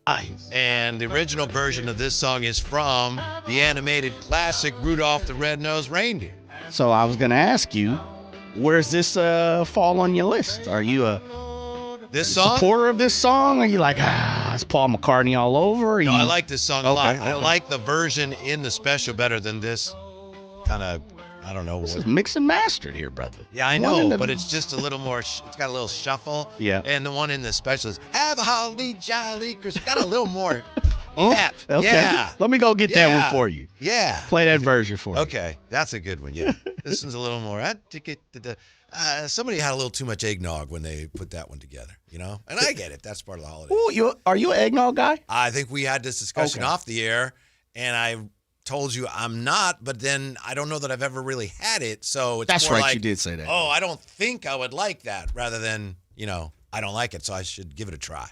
Yeah, you got to give it a little shot there, brother. Mm-hmm. Don't be afraid to. Well, you teach me things. That's why I've put got a to little learn. something in there. Yeah, I learned from Jay. I learned a lot from Jay. Spice it up a bit if you need to. White shoes and eggnog. That's a heck of a slate of things to learn. When they make the movie about me and Jay and our time together, it's white shoes and eggnog. Well, hey, story listen. of two unlikely friends. And then you have a cameo by Kenji. Sure. Yeah, absolutely. I got this from my grandfather. Uh-huh. And he told me, if you ever wearing shoes, yeah, don't drive with them on. Yeah. Put them on there when you get to your destination. It'll start in the future when Kenji's an adult, and he'll start to tell about something my grandfather told me. And my grandfather had a friend, and then and it'll be the story of you and me. Yes, sir. Yeah. Let's talk to Mitch and see what his story is. 339-1140, 1-800-920-1140. Hi, Mitch. How are you? Doing awesome, gentlemen. Happy holidays. Great show, like always. Thank you.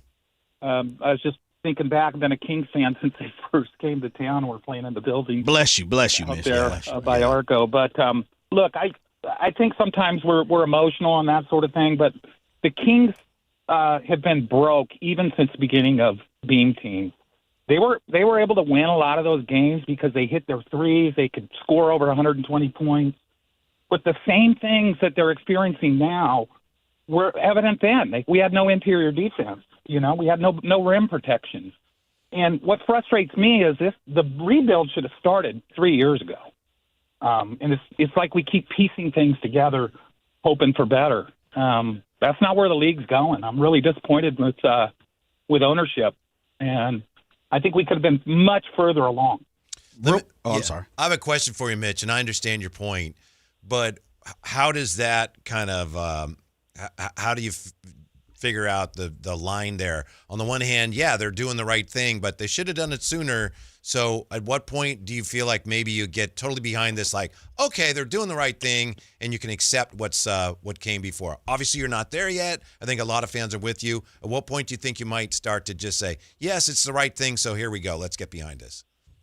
I think you got to start with drafting the right people. You need longer wings. You need defensive-minded players. You need consistent three-point shooters. But like I said, I see the same. I think we got a little lucky a couple years ago in a lot of those games, but we could have been a losing team 3 years ago too if we didn't have De'Aaron and we didn't have the shooters. Keegan had a great year.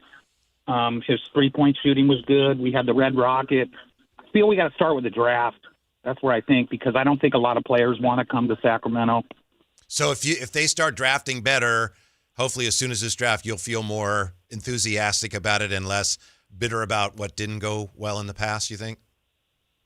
Yeah, and I don't think bitter is the right word. Okay. I'll always be a Kings fan. I love the franchise. I'll always support them. Mm-hmm. I just, I'm not comfortable with us just making the playoffs.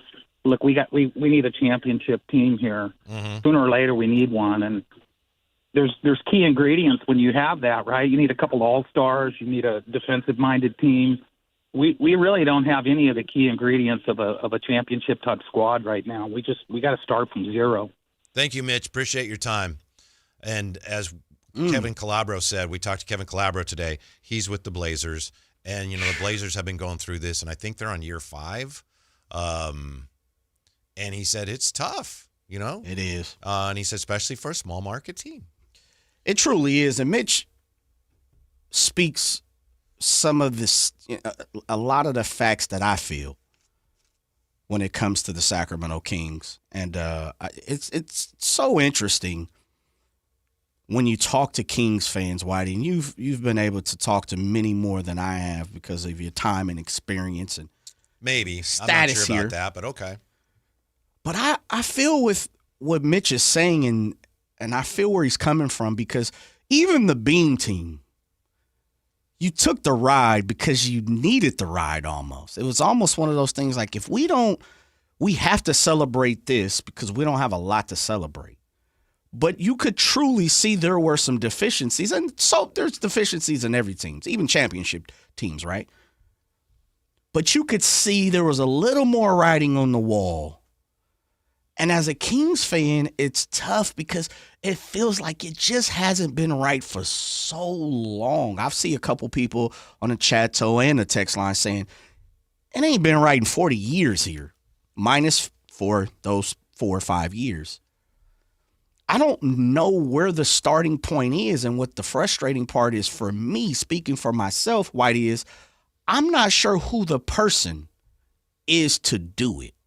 Like, who's the person who's going to come here and change the narrative? And there's always hope. You're always wishing and hoping that the next person is the best person. But for so long, it just hasn't been that for the Kings, minus, again, one period of time. Mm-hmm. And when you ask fans, well, who's the guy for you? Who's the person? What's the turning point for you?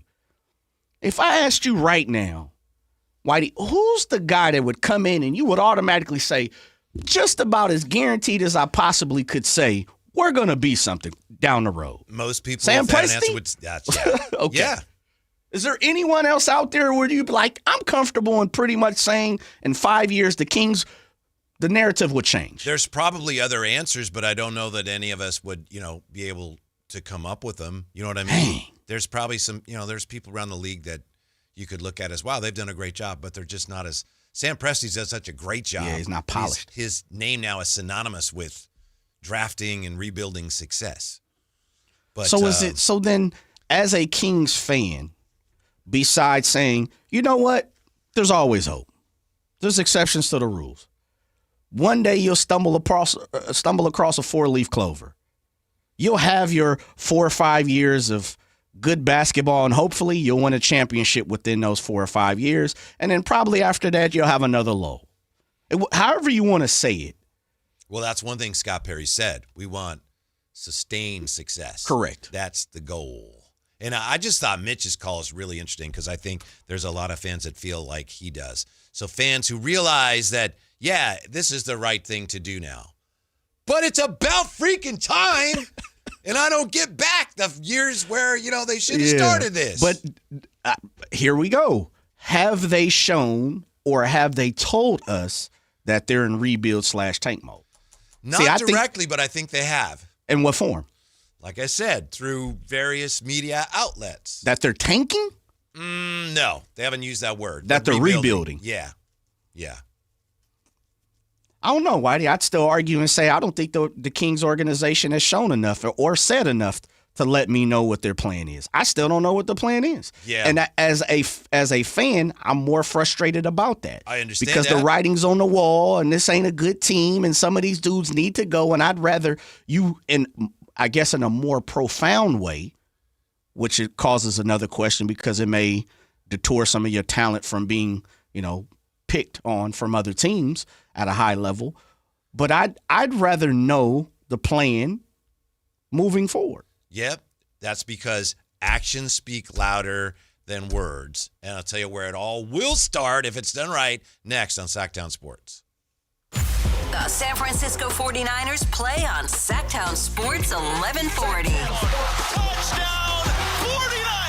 Every game on your number one sports station. Don't miss the action on your local sports leader. Sactown Sports 1140. Sacramento weather is brought to you by Fidium Fiber. I'm meteorologist Heather Waldman in the KCRA3 Weather Center. Pack the umbrella for Friday. You'll need it for showers that'll arrive around midday. Morning temperature around 50 degrees. Afternoon high in the upper 50s with an afternoon breeze. Get the latest forecast on the KCRA News and the KCRA app. It's about time they fixed that pothole. Invented better windshield wipers. Made an internet that just works. Fidium Fiber Internet, starting at only $30 a month. It feels like Fidium.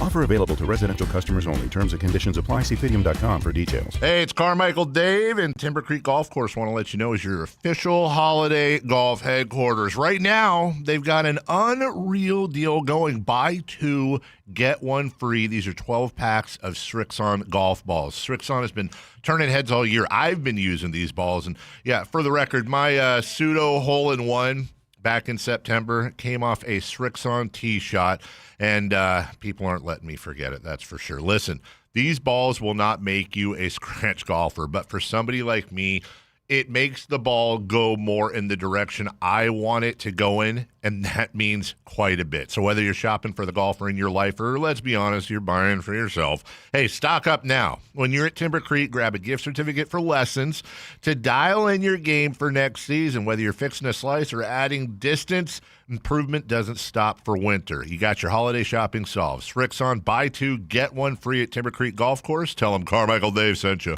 This Sactown Sports 49ers report is brought to you by Kia of Vacaville, located beside the Vacaville outlets.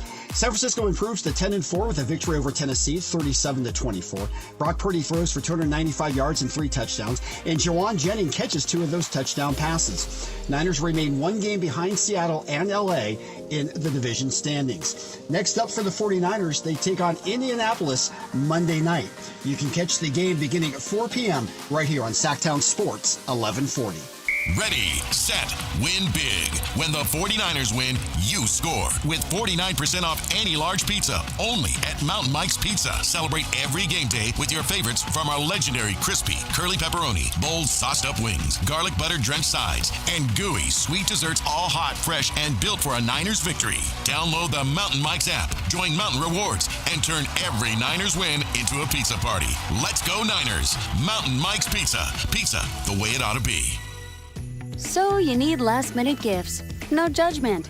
Get an extra 25% off during Kohl's Friends and Family Sale and find great gifts under $20.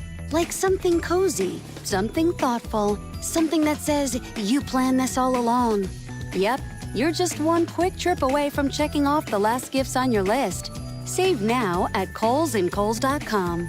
Select styles. Offer ends December 24th. Some exclusions apply. See store or Kohl's.com for details. Quiet down. Here she comes. Surprise! Your accountant just emailed to say your quarterly taxes are way higher than you were expecting. At Progressive, we know small business owners don't usually like surprises because they cost you money. But a good surprise that could save you money? Getting discounts with a commercial auto quote from Progressive. Also, your favorite employee is leaving. They're going to pursue their dream of being a veterinarian. Surprise yourself. See if you can save in as little as 8 minutes at ProgressiveCommercial.com. Progressive Casualty Insurance Company and Affiliates. Discounts not available in all states or situations. Hey everyone, it's Kyle Draper here. If you're in the market for a new car, let me tell you about my experience with Mercedes-Benz of Stockton. From the moment I walked into their state-of-the-art showroom, I knew I was making the right choice. There was no pressure from the sales staff, and if I'm being honest, I felt like a kid in a candy store. I settled on the all-electric EQS SUV, and let me tell you why. First of all, the comfort. After a long day at work, I actually look forward to being in my car. It has several different massage settings, including my favorite, hot relaxing back. Plus, the seat heating and cooling features are perfect for the hot summer or those chilly mornings. Mercedes-Benz has the reputation of making the finest cars in the world. Now it's your turn to experience what I already know. Mercedes-Benz of Stockton is the best car buying experience you'll ever have. They're just a short drive down I-5, or you can shop online anytime at mbfstockton.com. That's mbfstockton.com, and tell them Drape sent you. Golf to Go is brought to you by the Hagen Oaks Golf Super Shop. Here's Frank LaRosa. Born in 1892 to a socially prominent family, she was the consummate athlete, proficient in golf, tennis, marksmanship, swimming, and car racing. Many considered her the greatest horsewoman of the century. She was a pioneer in the field of golf course development with 3 world-class courses on her resume: the Women's National Golf and Tennis Club, Cypress Point, and Pasatiempo. Working for SFB Morse of Pebble Beach fame led to her second golf course development, which many consider to be the greatest golf course in the world, Cypress Point, where she developed a lifelong friendship and professional relationship with famed architect Alistair McKenzie. Pasatiempo in Santa Cruz was her third development, where she hosted the likes of Bobby Jones, Will Rogers, Babe Saharias, and more. Today, her place is alongside many others in the World Golf Hall of Fame. Congratulations, Marion Hollins, a visionary golf course architect and pioneer of the game. That's your Golf to Go. I'm Frank LaRosa.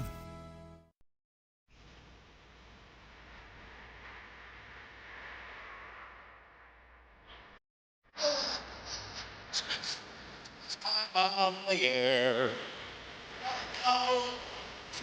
But I talk about you. Your afternoon home for Kings talk and so much more. The Drive Guys on Sactown Sports.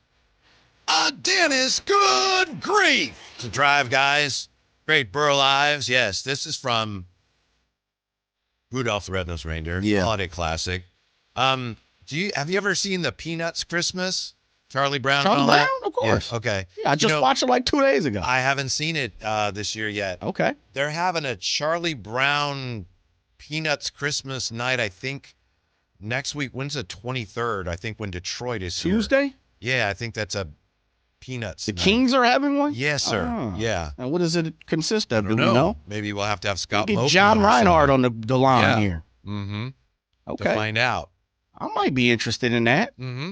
Could bring a little Charlie Brown Christmas tree or what? I don't know. Maybe. Snoopy was my favorite, man. Oh, yeah. And the Charlie Brown Christmas, remember he had all the bones stacked super high? That's right. And he was just chewing on them, reading the newspaper. Mm-hmm. A couple of nights ago, I'm watching it on the couch. Me, the wife, and my daughter slides down. And I'm like, yo, he's reading the newspaper. Yeah. Snoopy is. Yeah. How times have changed. How times have changed. Now Snoopy would be on his iPad. Yeah, exactly. Yeah. With AirPods in his ear. Yeah, and then Snoopy decorates a doghouse and gets first prize. First prize, yeah. Yeah. Then they still take all the ornaments and stuff off and put it on Charlie On the Brown's tree. Yeah. By the way, my neighbor Skip came over today. He was not happy that I got my lights up 2 days before Christmas. Oh, is this the first time that he's recognized that you beat him this year? I'm sure he saw it when it happened, but it's the first time he and I have actually conversed about it. Okay. Is Skip across from you, counter corner, or He's direct next to you? Across, and then there's a street, and then he's the next house. Okay, so he's on the corner. Yeah. Skip's yeah. got the corner lot. Yeah, so. Yeah. And see, and then does Skip have a lot of real estate to cover because he's on the corner? Kind of. Yeah.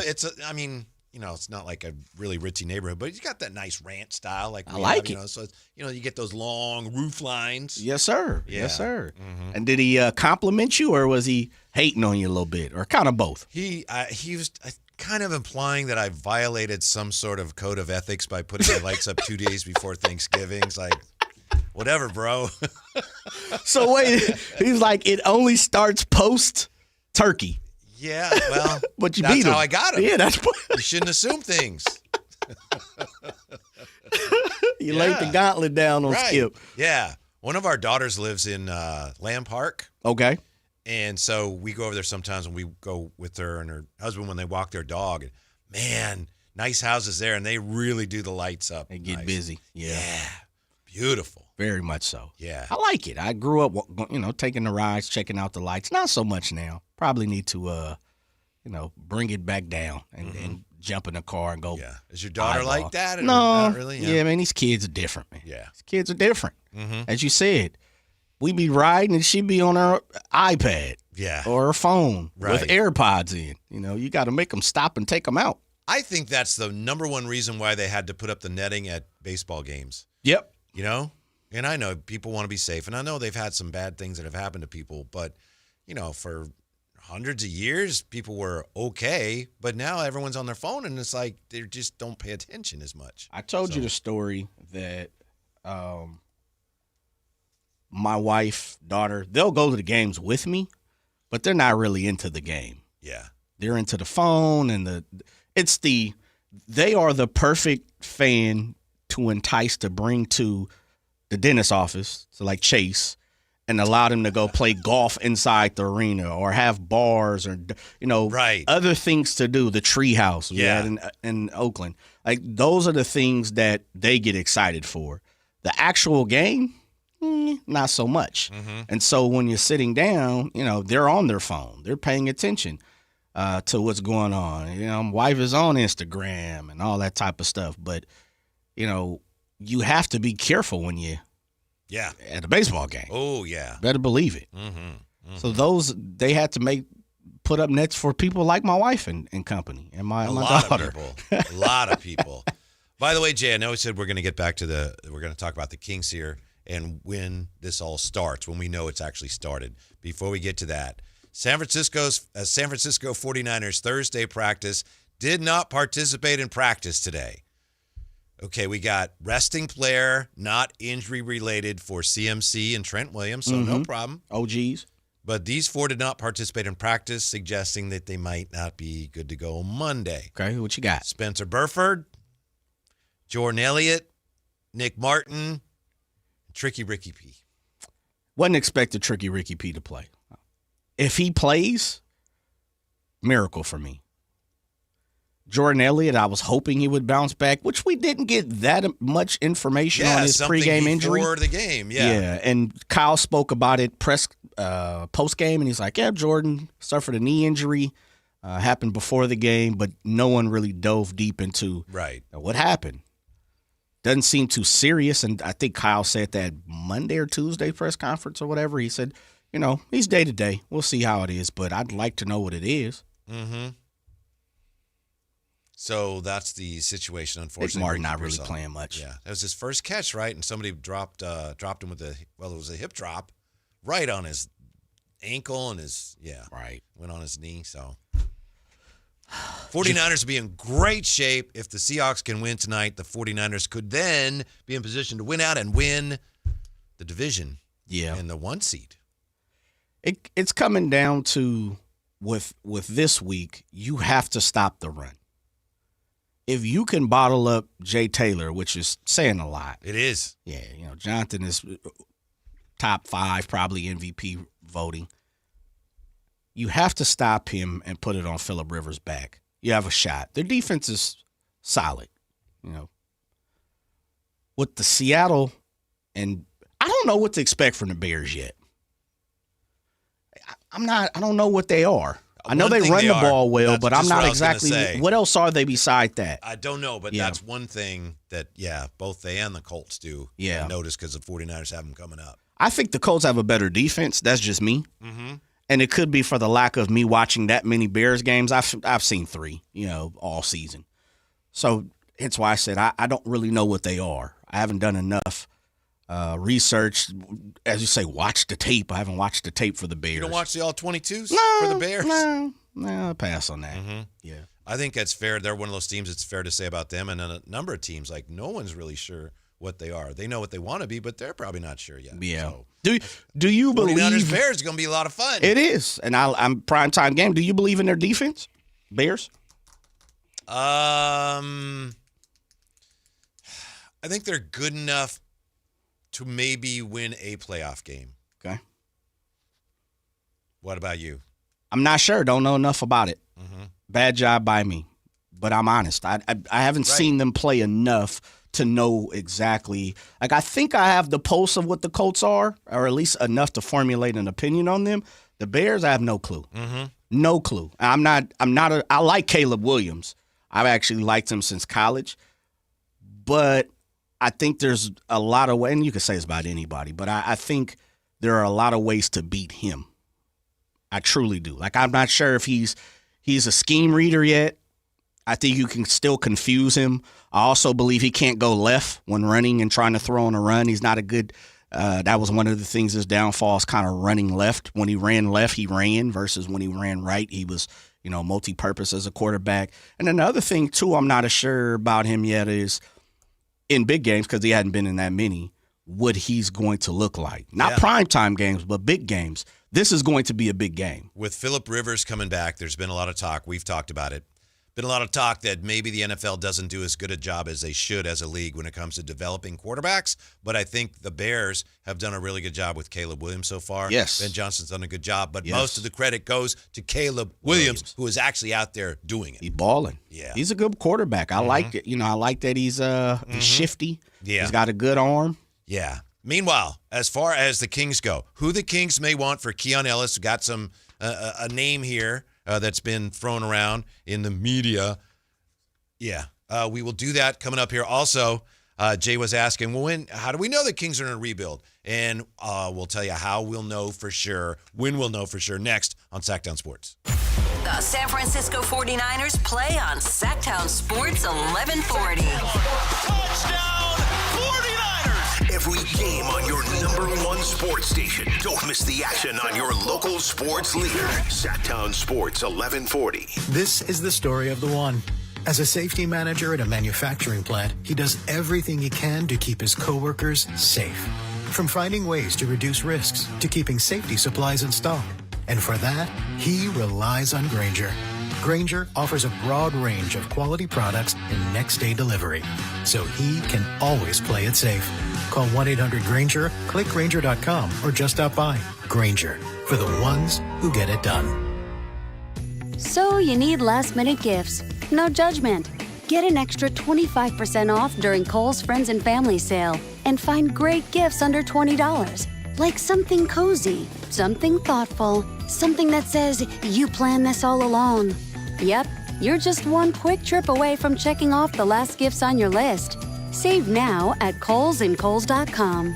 Select styles. Offer ends December 24th. Some exclusions apply. See store or Kohl's.com for details. Oh, how's that flu, babe? Did you take DayQuil Intense Flu yet? Nah, I got this. Ugh, okay, I don't got this. You stay on the couch, and I'll grab the DayQuil. Undo your flu symptoms with DayQuil Intense Flu. DayQuil Intense Flu provides powerful relief of your flu symptoms. I'm ready for that to-do list. Wow, you do got this.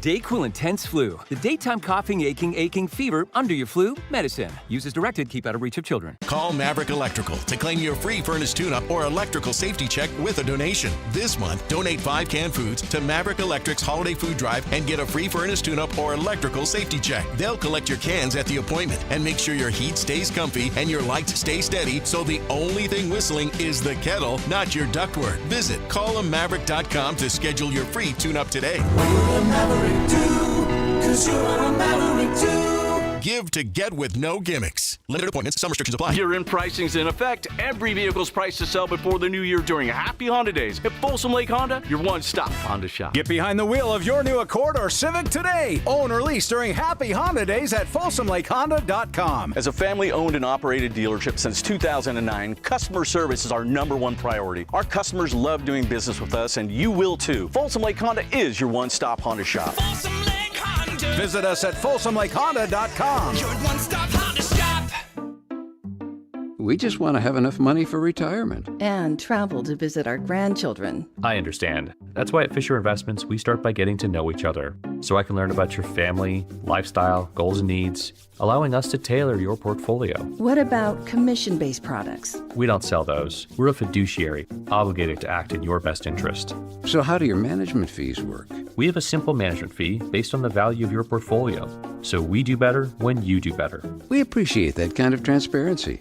We also check in with you regularly to keep you up to date on the markets and your portfolio. Well, what other services do you offer? As a client, you have access to resources on investing, financial planning, estate planning, Social Security, Medicare, and more. Wow, sounds like Fisher Investments has everything we need. At Fisher Investments, we're clearly different. Learn more at FisherInvestments.com. Investing in securities involves the risk of loss. Carmichael Dave here for American Energy Heating and Air. They're now upgrading what they do to include plumbing. They're bringing that same expertise and experience to the plumbing space. So they're no longer just heat and air. They're now your American Energy home pros. You hear me talk about them all the time as your second opinion partner. Now you can still get second opinions on any HVAC service or replacement. And now you can get a second opinion on any of your plumbing services. They'll come out to your house for free and give you that second opinion. And right now, they got a free furnace special with a full system installation up to $2,500 in rebates. All for a company that's been serving the greater Sacramento area since 1981. A+ Better Business Bureau. 916-520-9990. That's 916-520-9990 or AmericanEnergyAir.com. Jingle singers, take it away. Call 916-520-9990 now. Mike Rowe here with another random fact. Those cracks on your walls aren't just cosmetic. They could mean your home is sinking. Whether it's drywall cracks, exterior cracks, or sticking doors or windows, do yourself a favor. Call Groundworks. I spent some time working with these guys, and they're the real deal. Their people are trained and certified to stabilize your foundation. Groundworks, official foundation repair company of Cal Athletics. Licensed in all states where work is performed. See website for details. KHD1 Sacramento, KYMX HD3 Sacramento. From the Power Business Technology Toshiba Studios. Sacramento's official home of the 49ers. San Francisco. Sactown Sports, 1140.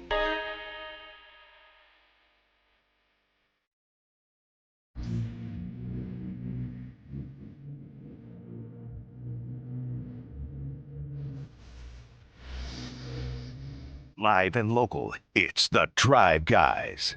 Watch the show on youtube.com/Sactown Sports 1140. Or listen on the Sactown Sports app. Kings back at it tonight against Portland. And we got more on the Kings, including a few names that are being thrown around here in various, I don't know if they're reports, but mentions. Kings have been linked to a player or two. We'll look at that in just a moment. Before we do here, Jay, you mentioned Snoopy. We were talking about Charlie Brown. They have a Peanuts night, I think, on the 23rd at Golden One when the Kings play Portland. Excuse me, when they play Detroit. Pardon me. And you mentioned Snoopy. From the 916, my wife and I have matching Joe Cool tattoos. Snoopy is the best. Ooh. Okay. And then there's a great controversy here raging in the chat about Charles M. Schultz is a NorCal legend. And McCalcium says, I know he's not from NorCal, but I drive past Santa Rosa at least 10 times a year because I think he's from Minnesota, but he lived in Santa Rosa. And Campio says, do we consider Santa Rosa Central Valley or Bay Area? Santa Rosa's North Bay, isn't it? Yeah. It's North Bay. Yeah. Campy is like 707, if I'm not mistaken. That's an easy one.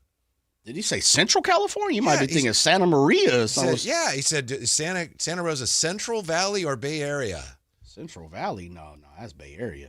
Right. Santa Rosa is the Bay, baby. That's right. Yeah. North Bay area can't be. I don't know what you consider it, but, check Google Maps or something. All right, here's the thing. What's the area code? Is 707? Is Santa Rosa 707? I thought it was, and maybe I'm mistaken there. Because doesn't Ramsey have a girlfriend who's from, maybe I'm thinking She's from Napa. Oh, okay. Yeah, Anyway, 707. 707. Believe, yeah. There you go. Yeah, so North Bay area can't be. Thanks for They asking got that a question. new one. I never heard of it. 369. I don't like that. Just because it's, certain area codes, you hear them, and you're like, yeah, that's the ATL or whatever. You're right, exactly. 369? What? Sounds like a kid rhyming game. Yeah. 369. Yeah. What is 369? That's Santa Rosa? It sounds like they have a new one coming or overlay or something. That's not an especially good one, but I guess in time it'll catch on. We were a couple segments ago, Jay, we were talking about the Kings, and I believe you said, I don't want to misquote you, hey, I'm not sure what the Kings are doing. How do we know whether they're tanking or not? And I know that there's been a lot of talk, and some of it's been from Scott Perry and some of it's been from members of the media. And we've got Coach Christie talking about this is what we have to do with the young players. But we really won't know for sure unless and until we get that first trade, and probably more than one, right? As soon as we hear about whoever it is, and we know all the names, Schroeder's going to so-and-so for something, for future assets, or whomever, Zach LaVine or DeMonis, whatever. Until then, it's all talk and all intent. But at some point, that's when we'll know. There'll be no disputing. I don't know. Are they tanking? Are they rebuilding? Pardon me. Well, once that starts, yes, that's where they'll be. Action speaks louder than words. Yes, you said sir. that earlier. Yes. Yes, sir. We will know the roadmap or some portion of it, or at least the next mile, when they make a move, and if they make a move. I don't want to say like they are. Hopefully they are. But when you see a big money contract come off the books, or the type of player that they receive in return, is it assets as far as draft picks or youngsters, or do they bring back another veteran? We'll figure it out. Mm-hmm. We'll figure it out. Expiring contract. We'll determine it. I'm going to ask your opinion of something that I think you and I have discussed, and with Kyle Draper, I think we've kicked this around. And today, Carmichael Dave was talking to Sam Amick about it, and they were talking about Vivek Ranadive. Would it be beneficial for the organization and for him to come out and clearly state the organization's plans, whatever they are? And I believe Sam said, it might be. He said it might not go well, and which we can understand why it might not, because there are a lot of angry fans. But what do you think of that, Jay? Do you think that would be something, if you're with the Kings and you were asked, would you advise that or not? Vivek Ranadive coming out, maybe it's just an interview with somebody in which he knows he's going to be asked about the direction and he's going to address some of these fans' concerns. I'd say no. Don't show your hand yet. But I think there are subtle ways to do it. It's not the same thing, but I do believe the organization could come out and show a united front without showing their plan. But as far as that question, I'd say no. I don't think you come out as an owner, and I can't remember it really any owners for the most part to come out and say, you know what, we're tanking. We're rebuilding. Right. Yeah. Because they're trying to make money too. Mm-hmm. I'd say Vivek, no, but I also understand the question because Vivek's involvement has been questioned for a long time.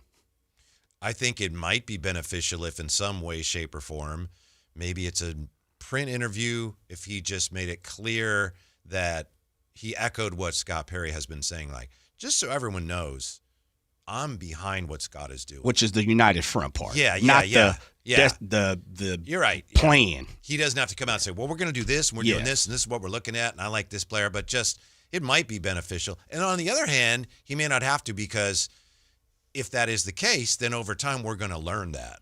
But I think right now with so many questions and people, obviously there's some questions about it because Scott Perry has come out on his own. He did this with Sam, not with us, and he has said, I have the full backing of the organization. Yeah. Okay. Well, all right. Yeah. why do you feel the need to say that? So it's because some people have wondered. Mhm. So that's a step in the right direction. It might be beneficial for the owner to make that clear. It might be a situation where it doesn't really need to. Right. As long as it's true and Scott Perry's allowed to do what he's doing, we'll find that out soon enough. Very true. Hence why we're kind of waiting on the first action to take place. I think it would go a long way in showing united front if Vivek came out and granted, a conversation with any median. But a print interview, right? Or yeah, something absolutely. Where it's less, Controlled environment, yeah. Which is something that I'm not in favor of a lot of times. But I think in this form, to kind of, tamper down some of those questions that people have, I would, me personally, if I'm on the PR, if I'm a high-ranking, president or something over there with the Sacramento Kings, I would have already done it. I'd have did it before the season. I would have did it when Scott Perry. I would have told Vivek not to be like that because it's your squad, but I'm recommending when Scott Perry is announced, you're here. I think showing a united front can also tamper down some of the aspects that people have in question. I would have made sure and made that clear because that would have kind of quieted some of the, the reservations of people. But that's just me. I guess I come from a different part of PR. Where it is now, I'm thinking, as you're talking, it might be better, even if everyone in the front office decided, that would be good. It might be better to, let's wait till we actually do some things. Because that's when people are really going to start to wonder. Maybe wait until we've made some of these trades and we have a clearer idea of where we are for the rest of this year.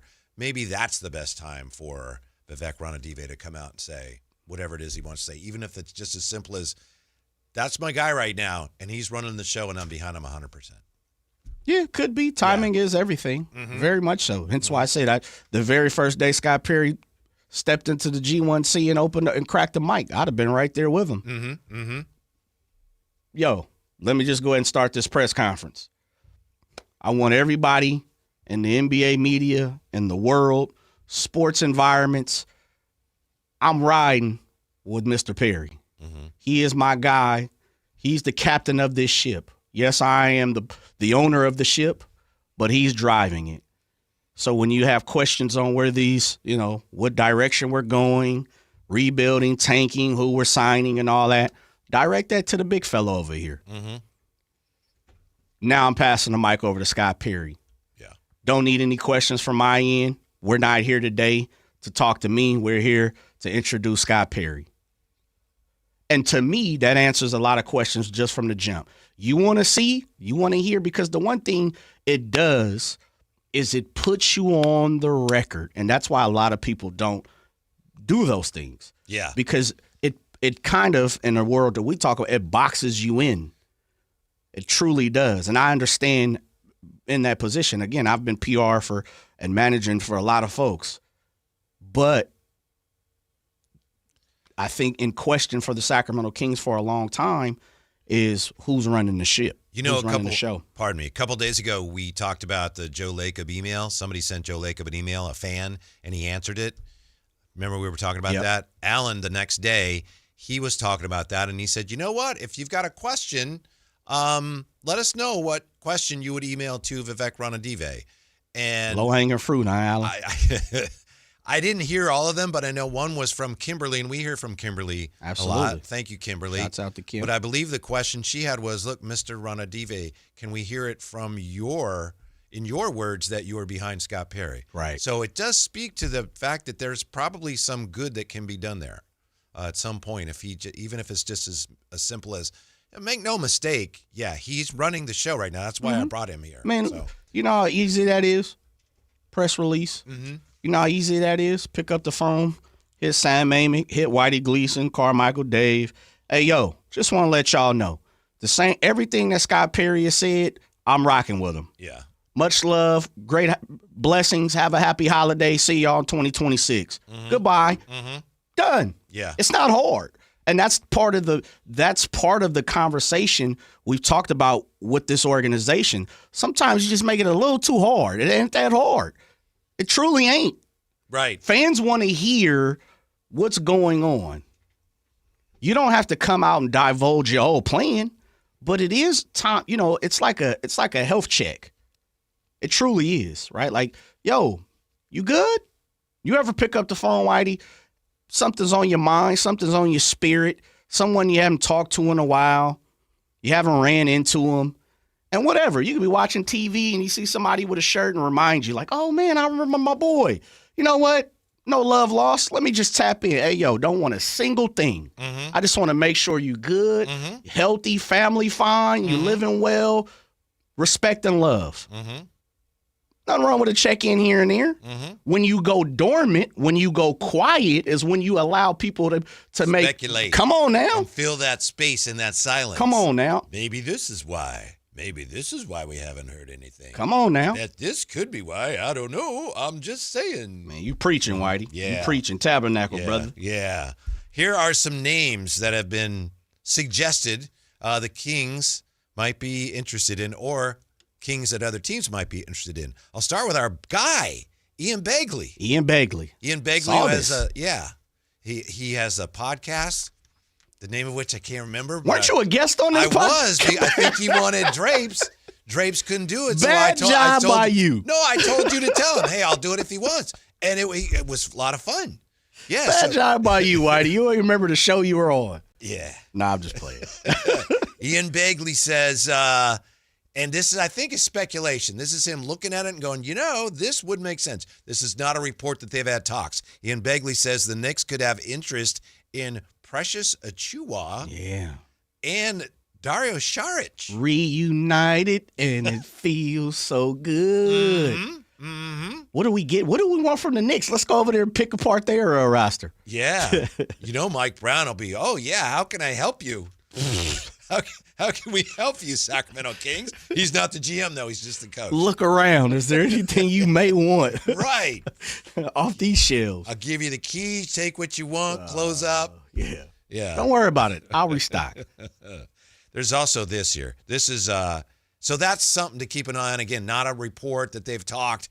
Ian Begley is very well informed. Some well informed speculation. Real fast before you move on, let me just look, because I have bad job by me. I don't even know. I'm pretty sure it's the minimum vet, but do you know off the top of your head what Precious Achiuwa is making? Yeah, I think it's the minimum. Okay, I'm pretty sure. Certainly, if not close to it. So then you're saying if you want Precious Achiuwa, and I didn't read too much in the Begley's report. Well, actually, it was on the podcast. They would probably have to take Saric the money to make it something work off their roster. Yeah. Also, and Ian Begley mentioned this. And I have to, in all fairness, he credited James Ham for coming up with this. But again, I think it was speculation. And Ian Begley was saying, that's speculation that makes sense. And the speculation is that Dennis Schroeder is a player that the Knicks might have interest in. Again, informed speculation. I don't believe that's a report that they've been talking. Gotcha. And it is, it's an NBA rule that if you have Dennis Schroeder on your team, you must trade him at the next deadline. You have to. You have to. Unwritten. Yeah. And they enforce that strictly. We also have this. This is Hoops Hype here. As previously reported by Hoops Hype, the Indiana Pacers were among the teams to express interest in Kings guard Keon Ellis. Okay? So this is not speculation. Right. This purports to be, a review of some talks that have taken place. Additionally, Hoops Hype has learned that Pacers forward Jarris Walker was mentioned during conversations surrounding Ellis. Yeah, it's Michael Scotto. He said this on he was on somebody's was it with the Nets or something? He was an analyst for like the pre or post game. Okay. On one of the teams he covers, or he's in New York, so it was either the Knicks or the Nets, and he said this on that show. Okay. However, he said it's unclear which team brought up Walker in the exploratory discussion. So again, that's a name like, ooh, but it's exploratory discussions. We're not sure if the Pacers said, how about this guy? Or if the Kings said, we like him. And we're not even sure. This was a while ago. But there you go. You have potentially a name that has come up in conversations between the Kings and the Pacers for Keon Ellis. Here's my issue with trading Keon Ellis to a team like the Pacers. Specifically the Pacers. The Pacers, as far as we know, are trying to build the same type of team the Kings are. In fact, they've already done it. They went to the finals last year. So if the Pacers, who are trying to do what I'm doing, they see one of my guys and say, "Oh, we'll take him," maybe I need to think twice and go, "Well, if you want him, maybe I should probably just keep him." I understand that thought of thing. You know what I mean? That thought process. I would say they're a little further along in the as you said, with the finals, a little long in the process.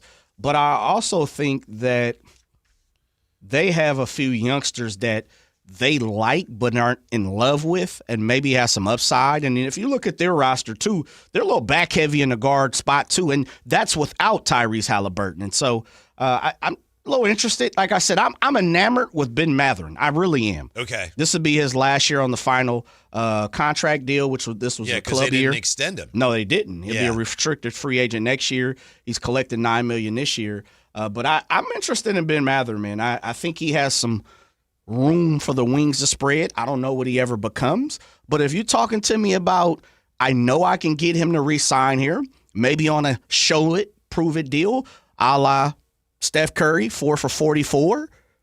He's shown the ability at times to. I think he did it in the finals last year, didn't he? After wasn't it after Halliburton got hurt? He can take over a game now and then. Yeah, he can put it up when he wants to.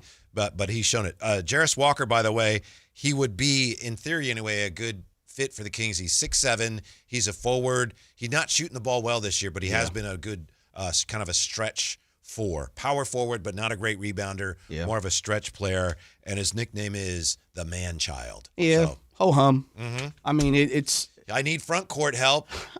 But... And he would be, he's a little, I think he's 22. He's 22. So he'd be a guy that you would get, presumably, and hope that, because he was the 8th pick by the Rockets a couple of years ago, and you'd hope that, all right, he hasn't quite found it there in Indiana, but in the right environment here, maybe he blossoms. I guess what I'm looking for is I'm looking for higher ceilings. If I'm going to spin a Keon Ellis, if I can't get a known product, something that's already kind of shown and proven, and those people are hard to come by, especially in the form of someone who's younger, 21, 22, 23, a building block for the next 3, 4, 5, 6, 7, 8 years, however you want to forecast out. I'm not looking for somebody that's going to kind of be one of those plug and play guys that's has not the biggest upside. And I'm not Jarris Walker come out and be Michael Jordan next year. We don't know. He does have upside. But is it high ceiling? Well, he was an 8th pick. Yeah. But, the Pacers clearly would probably feel like, he's not what we hoped he'd be. But I think it's almost like a money ball move that the Kings might make there, where it's like, this guy is maybe he finds it with us. What's find it, though? And that's what I'm saying. Like, what's it? Become a consistent. We're talking about Jarris Walker, but what's his becoming find a consistent 3-point shooter that can earn rotational minutes for him. So he'll be here the next 5 years. Well, that's what you hope, sure. All right. Yeah. Maybe I just don't see that in Jarris Walker. I'm not sure I do either. To be honest with you. I say that, and I'm not picking on Jarris Walker. No, I know. I'm saying if I'm spinning and I'm looking for, and there's always reasons for moves. Sometimes you do have to fill out a roster. You do have to have a minimum of cap. You got to spend so much money. So I get it, and we're not trying to win a championship next year. But if I'm giving up integral pieces, and I'm not saying Keon is, the Kings haven't come out and shown us that. They haven't told us that either. And by their actions, I don't know what Keon is considered here in Sacramento. But I would be looking for, especially if what we keep hearing is a lot of people are on the phone looking for Keon. Maybe I'm just going to hold out and see if I can get something that I truly like.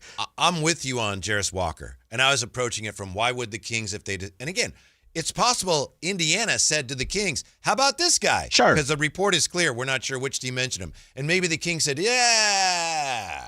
So if there was interest, why would there be? But I'm with you, especially the way this year he's not shooting the ball well. So I'm not like, okay, here we go. Let's get Jarris Walker. Yeah. I'm with you. A little upswing. Yeah. Tony Ray Harvey, by the way, says about $2.5 million this year for Precious Achiuwa. So vet minimum. Yeah. Tom Tuwitty says, Keon is better on a playoff team than a losing team, or is he not playing on a winning team? Looks like there's a lot of teams that have interest in him. Yeah. Based on the reporting. And some of them, I think, are good teams. Mm-hmm. I think I always look at it from this standpoint, Whitey, and this is just how I look at, look at the players' responsibilities, look at how players go about fitting into teams, look at players, how they fit the mold of, I guess, the culture of an organization. Keon, to me, is a person that I think you can win with at a high level. Can he be a part of 10-man rotation on a championship team? For me, I'd say yes. I think you can win a championship, and let's just go to the champs right now. And I think Ramsey asked me this not too long ago, and maybe I already said this before on air. If you took out Kayshawn Wallace and put Keon Ellis, could you still win a championship? For me, I'd say yeah. Maybe. If you took out Aaron Wiggins and put in Keon, could you win a championship? For me, I'd say yeah. That's how I look at Keon. That's how I look at building a team. My goal was always to win a championship. That is, and I know this for sure. I'm not speaking out of place. I know the way Doug Christie thinks is every move and everything that I put into, I'm trying to win a championship. Mm-hmm. That's how I go about my business. Not just, my goal is not to be in the playoffs. It's not to say, oh, yeah, we made it to the play-in. Like, no. How do we get to winning and hoisting that trophy? Because he said it plenty of times. I feel like we have unfinished business here in Sacramento. If I'm looking at certain players, I don't know if I'm ready to spend Keon on just anything. And that's the question that I'm very interested to see how the Kings treat Keon if they don't re-sign him and would they value him. I'm sure they're not willing to just give him away for anything. Maybe I'm taking you too literally there. They may look at him like, pardon me for making a kind of a baseball analogy. Let's say I'm not a very good baseball team, but I've got like a really good middle reliever. It's like he doesn't help me because I'm always losing, and he's a really good middle reliever, but he just can't help me. I'm not good enough. Mm-hmm. But there are some teams like, oh man, we need middle relief, and so I could get something from him. I'm wondering if the Kings see Keon as that. Like on a really good team, he fits a role that for my team it doesn't help. We're not there yet. Yeah, but if I can get something that helps me now, maybe I take a swing. I'm guessing that's their thinking. I'll say this about Keon. I don't think he shot the 3-ball that well this year, just from watching. I looked it up today, and he's shooting 37% from 3. Is that good? For him, that's low, but that's good. Okay. Especially for a guy that's, I think, he's kind of, because of the inconsistent minutes, his shot's been a little more inconsistent, but he's still shooting 37% from 3 in a year in which he's not shooting it that well. He could shoot. He's a good shooter. I would be fine if the Kings ended up, yeah, we didn't quite find a deal that made sense. We're going to re-sign you. We're going to re-up you. That would be awesome. But does he help you? And you said something very interesting. We could talk about it on the other side of the break. You said Kings are looking for something that may be able to help you now. I would argue that they're looking for players that's going to help you in the future rather than now. Sure. Yeah, I agree with that. Yeah, we're back with more on that. Also, which Kings would you protect in an expansion draft? Next on Sactown Sports. The Drive Guys, weekdays 2 p.m. to 6 p.m. on Sactown Sports 1140. Sacramento weather is brought to you by Fidium Fiber. I'm meteorologist Heather Waldman in the KCRA 3 Weather Center. Pack the umbrella for Friday. You'll need it for showers that'll arrive around midday. Morning temperature around 50 degrees. Afternoon high in the upper 50s with an afternoon breeze. Get the latest forecast on the KCRA News and the KCRA app. It's about time they fixed that pothole. Invented better windshield wipers. Made an internet that just works. Fidium Fiber Internet. Starting at only $30 a month. It feels like Fidium.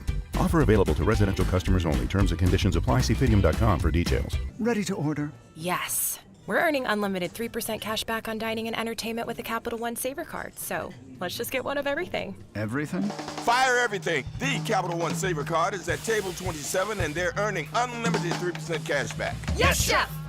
This is so nice. Had a feeling you'd want 3% cash back on dessert. Ooh, tiramisu. Earn unlimited 3% cash back on dining and entertainment with the Capital One Saver card. Capital One, what's in your wallet? Terms apply. See CapitalOne.com for details. Nugget Bells, Nuggets all the way. Hi, I'm Kylie. I'm John. And I'm Garrison. And a little thing we love about the 30-count Chick-fil-A nuggets is sharing them when we cut down the Christmas tree. We will pack the car with gifts. And of course, we go and pick up our family's favorite nuggets. Every nugget is tasty times quadrillion. And we get all the sides. Yeah, the ooey gooey mac and cheese is a big hit. Share the nuggets, share the joy. Order the 30-count Chick-fil-A nuggets on the Chick-fil-A app. Real guests paid for their testimonials. Hi, I'm Maria, salon owner. You know the jingle. Now discover the facts about Ozempic, a GLP-1. There's only one FDA-approved Ozempic, made by Novo Nordisk. Learn about the real thing. Talk to your healthcare professional today. Call 1-833-OZEMPIC or visit Ozempic.com to view the medication guide and to learn more about Ozempic. Semaglutide injection 0.5, 1, and 2 milligrams.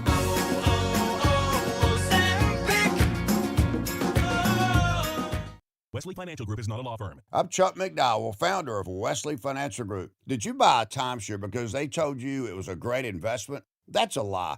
Most timeshares can be bought online for $1. To find out what your timeshare is worth and to cancel it, call us today and we'll send you our timeshare exit kit free with all your options for cancellation. Call Wesley for your free exit info guide. 800-949-1441. That's 800-949-1441. The clock is ticking. This holiday season, give the gift they'll really love. A new Honda from Northern California's best Honda dealer, Stockton Honda. Happy Honda days are happening right now. Score big with low payments, top trade-in value, and a huge selection of new Hondas, all at Stockton Honda. Anytime, anywhere, it's all here. StocktonHonda.com. Based on the results of the study recognized on June 18, 2025, USA Today's list of California's top car dealers 2025. Capital Casino, Sacramento's #1 poker room with primetime football. It's back. Capital Casino is giving away $500 per game in high-hand bonuses for every Sunday, Monday, and Thursday night primetime game, offering the best food, best service, and the best action with the most variety of games in the region and conveniently located at 411 North 16th Street in downtown Sacramento. For more information, log on to capital-casino.com and please gamble responsibly. 1-800-GAMBLER. Call Maverick Electrical to claim your free furnace tune-up or electrical safety check with a donation. This month, donate 5 canned foods to Maverick Electric's holiday food drive and get a free furnace tune-up or electrical safety check. They'll collect your cans at the appointment and make sure your heat stays comfy and your lights stay steady, so the only thing whistling is the kettle, not your ductwork. Visit callamaverick.com to schedule your free tune-up today. What will a Maverick do? 'Cause you're a Maverick too. Give to get with no gimmicks. Limited appointments, some restrictions apply.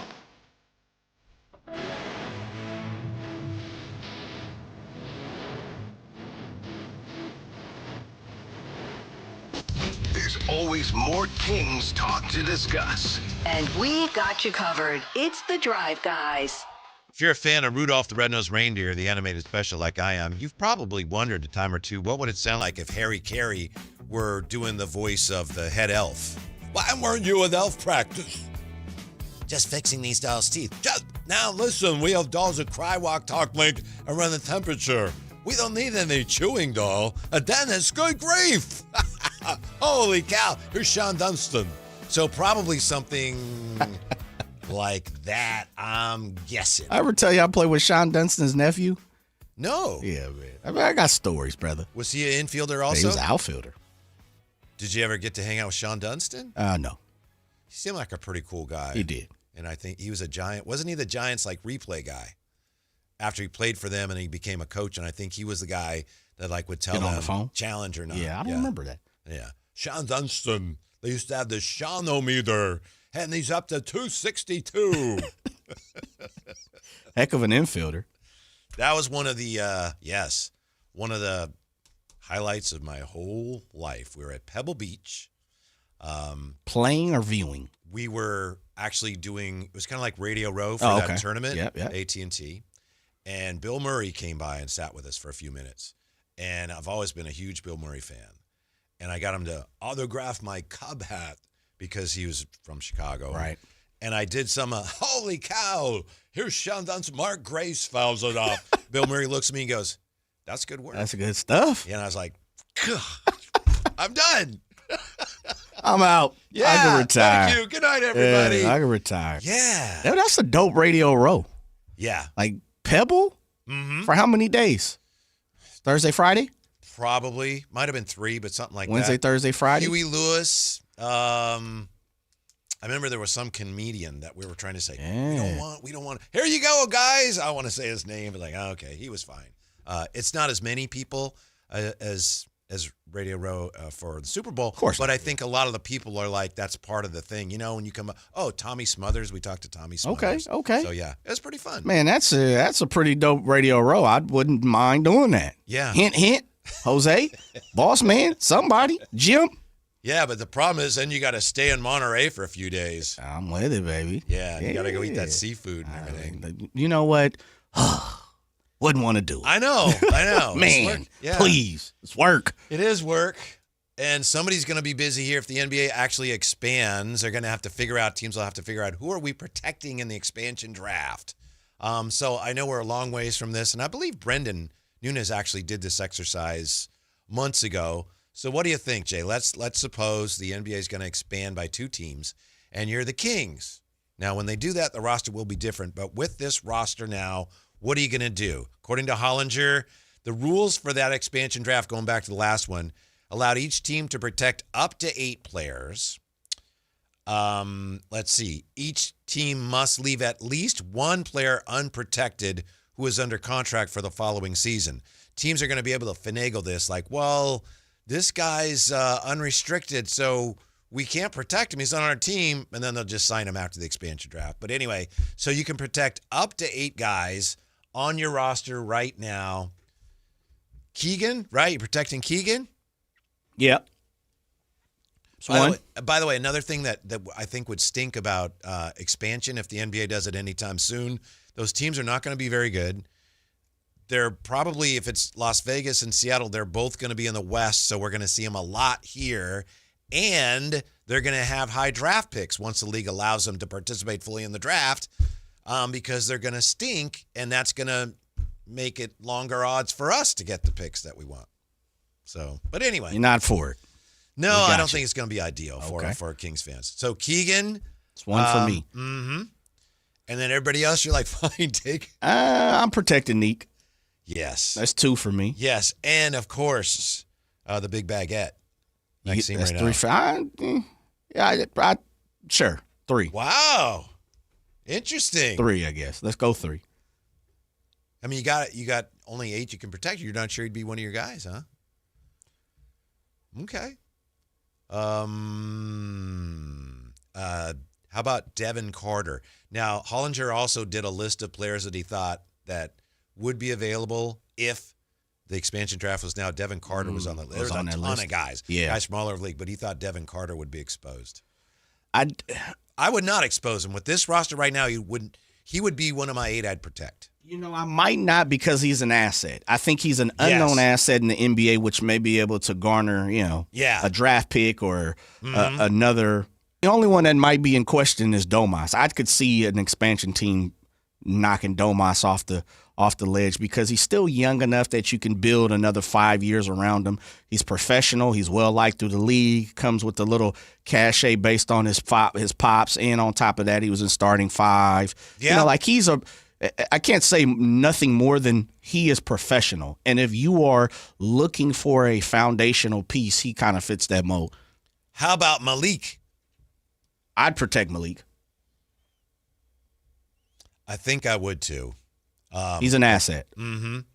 So we're close to, I don't know where we are exactly, but we're close to 8. I think I got 5. 5? Yeah, I threw Malik and Domas on mine.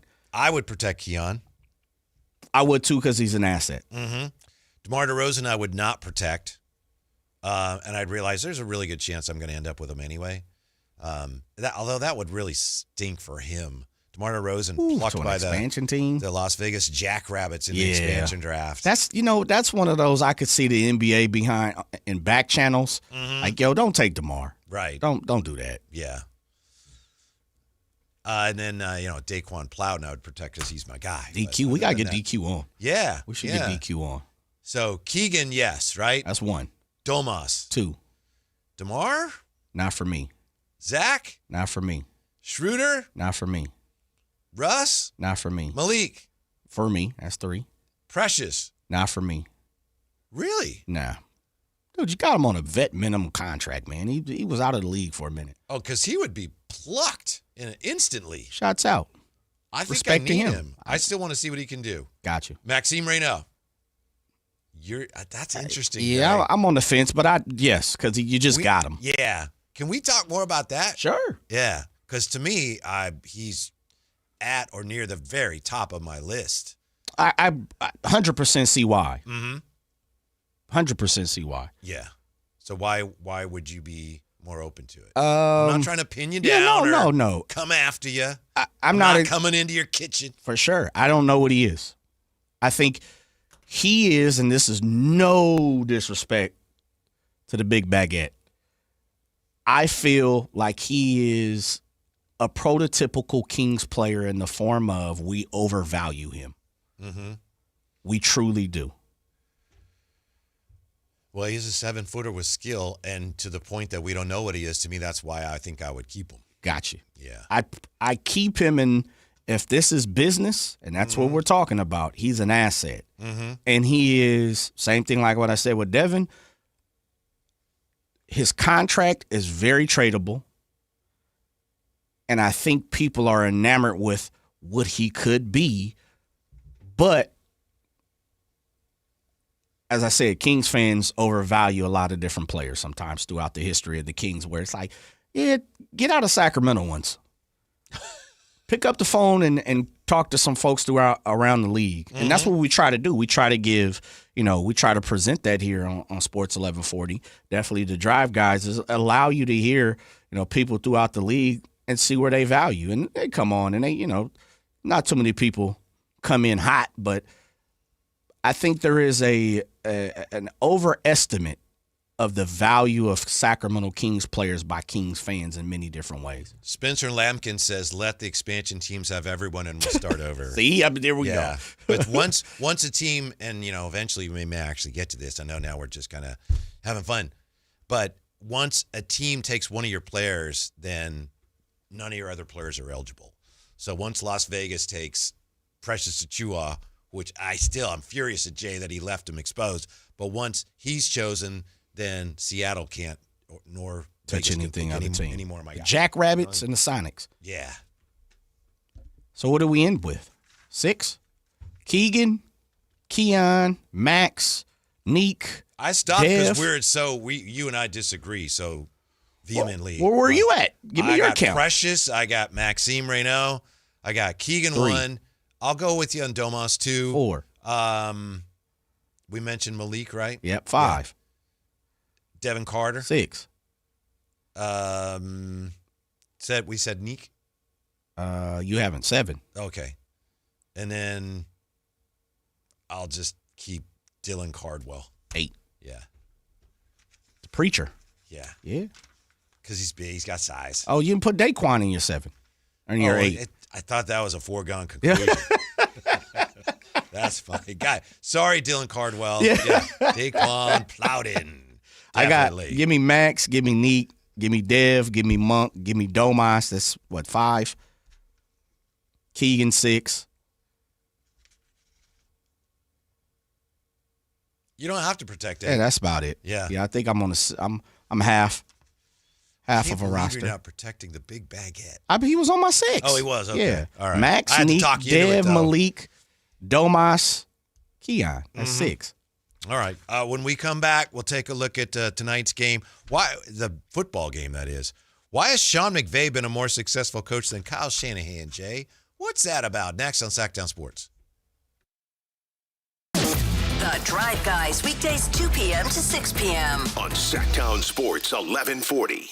I know that hiring can be challenging. You need someone to match your role perfectly. Well, now you can meet them fast on ZipRecruiter. Build your team, build it sooner. Meet your match on ZipRecruiter. Just head to ZipRecruiter.com/free right now to try it for free. That's ZipRecruiter.com/free. Meet your match on ZipRecruiter. Try it free. Welcome back to Winter Hack Radio, the place for clever hacks to survive the season. Icy driveway? Well, try spreading sand or birdseed to help with traction. Snowy puppy paws? Well, grab a whisk, brush it off, done. Catch COVID-19? Well, just get... Actually, there's no hack for COVID-19. But if you test positive, prescription medications for COVID exist. Ask your doctor if they're right for you. Visit PfizerForAll.com to learn more. Sponsored by Pfizer. Never have I ever called my sister from the finish line of my first marathon. Hello? You won't believe where I am. Are you running? Mile 26. I'm gonna make it. Switch to T-Mobile's 55 Plus plan and get iPhone 16e with its advanced camera system on us. Plus, 2 lines for just $30 a line. Guys, I can't believe it. I knew you could do it, babe. That was amazing. Mom, how do you feel? I feel great. I can't feel my feet. Let's take a picture, and then you may carry me to the car. Share every stride, every mile, every memory on America's best network. Switch to T-Mobile's 55 Plus plan and get iPhone 16e on us and 2 lines for just $30 a line. With 24 monthly bill credits and 2 eligible port-ins on Essentials 55 Plus for well-qualified customers with autopay plus taxes, fees, and $35 device connection charge. Credits end and balance due if you pay off early or cancel. Contact us. Finance agreement 128 gigabytes, $599.99 required. Best mobile network in the U.S. based on analysis by Ookla of speed test intelligence data 1H 2025. Visit T-Mobile.com. Are you living with dry AMD?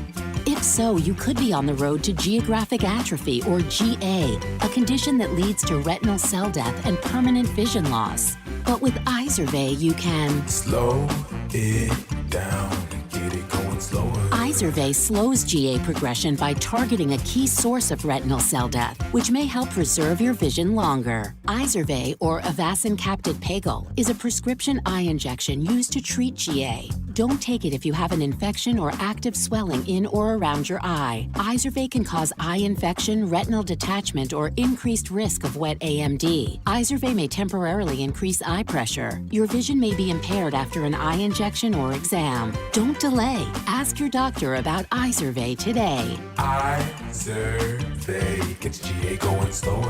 Visit Izervay.com. That's IZERVAY.com. Paid for by Astellas Pharma. Hey there, Mark and Tom, the travel and entertainment guys, brought to you by Sports Leisure Vacations. Time for that weekly travel tip, and with it, here's Mark Hoffman. What should go in the overhead compartment on a plane? There's a lot more competition for that space now that all airlines charge for checked bags. You can save $70 to $80 round trip by schlepping a bag that is way over the legal limit and stuffing it into the overhead. Never mind if your bag takes up the room of 2.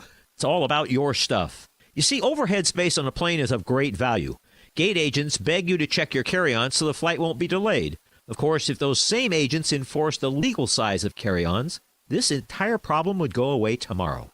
Until they do, if your carry-on is a jacket or coat or small flexible bag, it's often easy to place it on top of another bag. Smaller bags can be placed under your seat, except for the fact that then there is no room for your legs. Perhaps the airlines might stop charging for bags, and perhaps pigs will fly.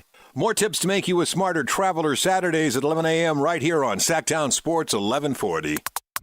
Sactown sports fans, the countdown to the best live events starts now. The Roots are taking over Hard Rock Live Sacramento on December 27th. Get ready for legendary deets and the kind of energy only the Roots can bring. And we're just getting started. Then mark your calendars. Comedy takes the stage at Thunder Valley Casino Resort with Cedric the Entertainer on January 16th, followed by the sharp, fearless, absolutely unfiltered Daniel Tosh on January 24th. 2 comedy heavyweights, 1 powerhouse venue. Country fans, suit up. Brad Paisley rolls into Thunder Valley on January 30th, bringing all his hits, swagger, and all the good vibes. Then on January 31st, the breakout star everyone's talking about, Ernest, hits Ace of Spades for one night only. You know this show's gonna sell out. And don't forget R&B royalty Jodeci hits Hard Rock Live Sacramento on February 15th. The smooth, soul, and classics, all live. Grab your tickets now before they're gone, and keep up and tune in to Sactown Sports for more epic shows coming your way.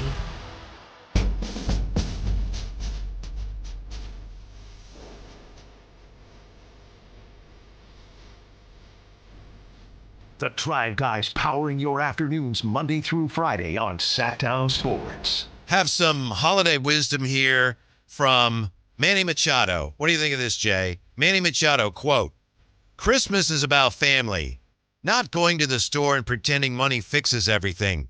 That's more of a Dodgers thing." Hey, shouts out to Manny for that. Does that work? Yeah, where'd you see that at? I just saw it on. I got to get that clip. Yeah. I didn't see the clip. I just saw the quote. I like that. That's more of a Dodgers thing. Yeah, I'm with that. Buy it up. Yeah, we got some really interesting responses to our question about who would you protect from the expansion draft, from the two new teams. We have this from, let's see, Kimberly weighs in. We were just talking about Kimberly. Kimberly says, protect Keegan, Neek, Max, Monk, Keon, this year's draft pick, Slamson, and Sign Lady. Yep, that's about right. No G-Man? Yeah. Ooh. The disrespect. Now I'm playing. I would take this year's, yeah. Who do you expose there? Slamson.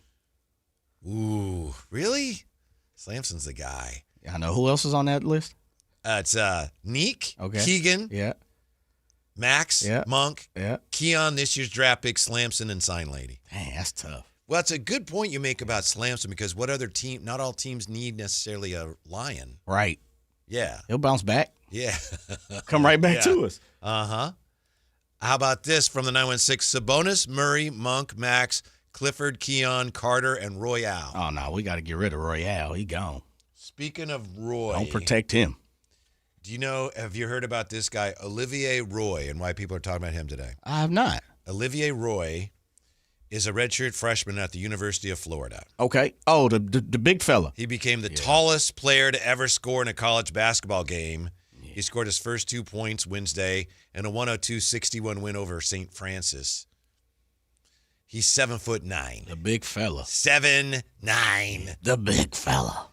He was 12 years old and he was 7'4" or something ridiculous like that. Yeah. Have you seen him? I've seen clips. I've just highlights. I saw the clip of him last night. Is he going to the league?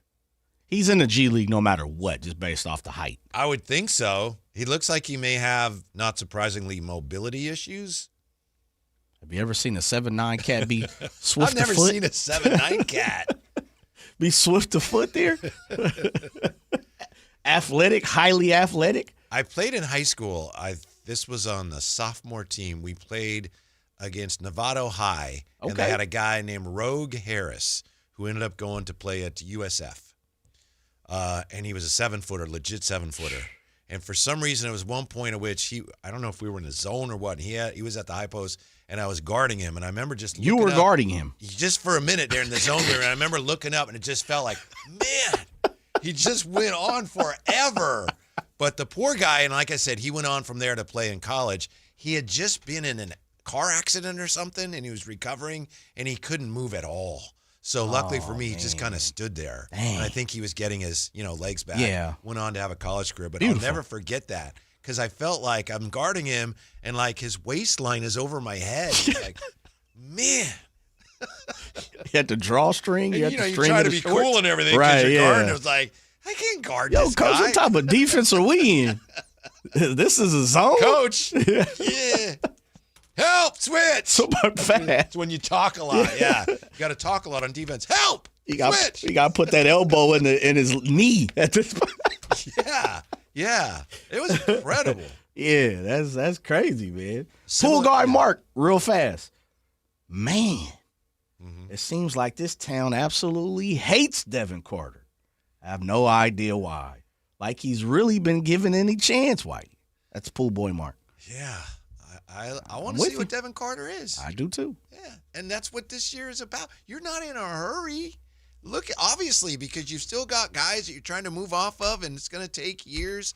You don't want to rush. You'd rather take your time and be sure that a player is not what you hope he is than rush through it and end up with, I'll say it, Jay, another Davion Mitchell catastrophe on your hands. You don't want that on you. No. You don't want that on your fingertips? No. And you've got the luxury now. This is probably going to take a while. Let's suss it out. Let it play out. Yeah. The times that he has shown, the times that he has played, he has shown that he is a capable NBA player. Now, to what level? We don't know, and I think that's the question we're looking for. When he goes out to the G League, he's tapping them guys out. Tap out. It's over. It's done. Yeah. We just saw it this past week. I would love for him to get us, 15 minutes every night. If you just want to start there, let's get 15 minutes a night. Let's see how he reacts with the 15 minutes a night. I think that's a great point. I think he and Neek and all the young players need some kind of consistent minutes. Yes. And I know that's hard right now, but Neek Clifford, we talked about this yesterday, didn't we? You know, sometimes he plays 23 minutes, sometimes he's at 13 minutes. Yeah. And I know there's a lot of factors, and you've got the veterans, but if you're really going to try to develop the young players, and maybe this is still something that you can't do in earnest until some of the big contracts are gone, but you got to give guys consistent minutes. And then on the other hand, I know if a guy's playing poorly, like game after game after game, then all right, we got to do something about it. But if you're going to develop a player when your team isn't winning a lot of games, you got to give him consistent minutes. Yeah. You know, one of the things for your own sake. As you get higher in sports, and Whitey, I know you've talked to athletes who have told you this before. One of the main things I've heard as I got higher, college and all these different levels, is the repetition and habit of knowing that I'm going to be playing 5 innings versus every single day. It's kind of a toss-up. I know I'm going to get 12 minutes, and in these 12 minutes, I have to be impactful compared to, like, as you said, Neek, I got 25, then one night I'm playing 3. One night I'm a DMP, one night I'm starting. You know, like, that is the toughest part. It's kind of like a utility player. It's very tough to be a utility player in baseball or a swing tackle. You have to have a different kind of mindset. It's the every single day, the norm, I know I'm going to play 10 to 20 minutes. And I'm good there. You'll get the best that I can give you until further notice. And Devin Carter, Neek, Max, there's a couple of guys on this roster where I'm pretty sure if we had a true heart-to-heart, they'd say, man, I have no clue what's happening every night. Yeah, I've often wondered if Jonathan Kuminga, if he would have been further along if he were on a team that wasn't as good when he started, because he was on a team that was competing for a championship, and so obviously they're not going to have a ton of consistent minutes for him. Whereas if he was on a bad team that was tanking, he's going to get 30 minutes a night. So I'm not saying the Warriors should have played him. I'm just wondering if he had been on a lesser team, would he be a more developed player by now? Yeah. Yeah. We will come back and get you ready for tonight's basketball game and tonight's football game next on Sactown Sports. This is the story of the one. As a safety manager at a manufacturing plant, he does everything he can to keep his coworkers safe. From finding ways to reduce risks to keeping safety supplies in stock. And for that, he relies on Grainger. Grainger offers a broad range of quality products and next-day delivery, so he can always play it safe. Call 1-800-GRAINGER, click Grainger.com, or just stop by. Grainger, for the ones who get it done. Jay has probably played some of them today. There's a lot of holiday songs that are really just about staying warm. And it's a good reminder here with the chestnuts roasting and all of that. And be careful of your roasting chestnuts. It's time for heater and furnace tune-ups and maintenance. And Lee's Air Plumbing and Heating, they're going to make sure you're ready for old man winter. Right now at leesair.com. Check out this offer, $100 off any AC heating or plumbing repair. And it's not just about keeping your home comfy. It's about making sure your system functions efficiently. We got that new HVAC system from Lee's Air Plumbing and Heating last winter. They took care of us last winter. I know they're going to take care of you. That new system works great, saves us money too. You want a company you can trust, a company with, 40 years of experience, a company that's going to treat you right. You want Lee's Air Plumbing and Heating. Same day, next day appointments, they're available. And Lee's Air Plumbing and Heating are your go-to experts for all things related to heating and ventilation, AC and plumbing. Thank you. When the weather outside is frightful, you want to stay warm, but you don't want to burn money to do it. Make sure your home is comfy and energy efficient all year long with Lee's Air Plumbing and Heating. License number 635355. Don't you just love this time of year and the holidays when families get together to make memories? Hi, this is Frank LaRosa with a word about Naturewood Home Furnishings. From the time I was a youngster, the family table was always filled with a gathering of grandparents, aunts and uncles, brothers and sisters. Those are memories that will live with me forever. Naturewood Home Furnishings Holiday Home Sale going on right now gives you the opportunity to find the perfect holiday gift that will last a lifetime. You'll find unique gifts like gleaming accessories for every room, now 20% off. During Naturewood's Holiday Home Sale, you'll find savings all around the store for every room in your home. Find your perfect bit of Christmas for your home at Naturewood Home Furnishings Holiday Home Sale, going on right now. The memories you make with your family will be with you forever. Naturewood Home Furnishings, off Highway 50 at Hazel. Look for the water wheel.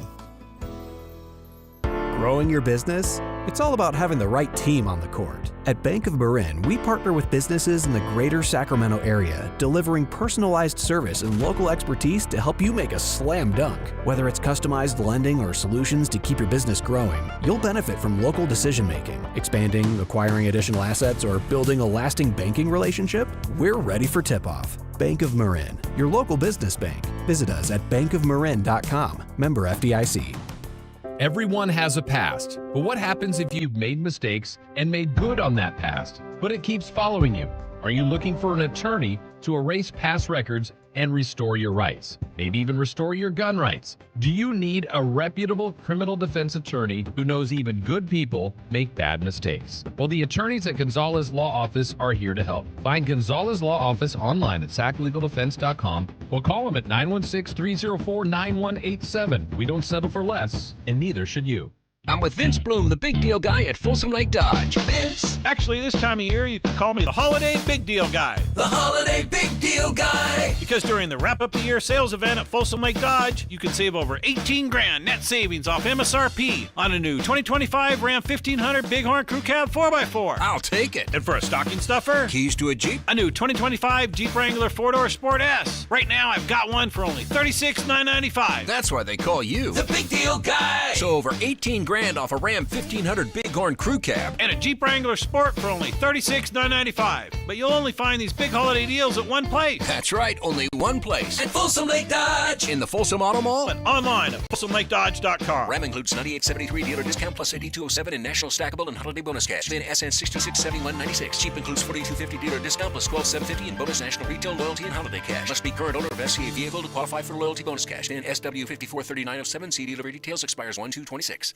$5,000. That's the average amount of money people in the U.S. are now spending on gas in a year. $5,000. That's crazy. If you drive, you have to download Upside, the free app that gives you cash back every time you get gas. That's right. You can earn real cash back with Upside just by buying the gas you're already buying. You can literally start earning cash back today. I use Upside every time I fill up, and I've already made around $300. You're putting gas in your car anyway. Why not get real cash back? If you like free money, download Upside. I'm saving the cash I earn from using Upside to help pay for a vacation later this year. Download the free Upside app now to earn cash back every time you buy gas. Use promo code BOOST25 to get an extra 25 cents per gallon on your first tank. You can cash out anytime right to your bank, PayPal, or a gift card for Amazon and other brands. Just download the free Upside app and use promo code BOOST25 for a 25 cents per gallon bonus on your first tank. That's code BOOST25 for a 25 cents per gallon bonus.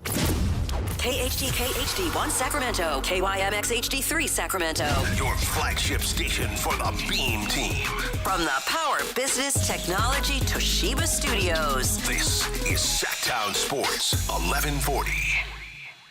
They do not know what Sactown brings. When on the low, that's a Sactown thing. Talking about us, it's a bounce out thing. Must they forgot we some Sacramento Kings. Whole squad going crazy, yeah, we back with it. Northern Cali going crazy, one sack. Your afternoon home for Kings talk and so much more. The Drive Guys on Sactown Sports. So we got Kings basketball tonight. You can hear it here, of course. You can watch it on NBC Sports California, if I'm not mistaken. Also, we got Thursday night football. But right now, I have something on in here, Jay. I don't know if you have it on in there. Okay. And it is a great sporting event. It's the NCAA National Semifinal Women's Volleyball. Ooh. Pitt against Texas A&M. It's really competitive, and it's really entertaining. You're entertained? Yeah. It's a great sport. And I also mention that in part because I believe, isn't Vivek, along with Kyle Kuzma, aren't they investors in a women's pro volleyball league that's coming to Sacramento, presumably at some point? I don't know if it's, I know they just expanded. Dallas is one of their new expansion teams.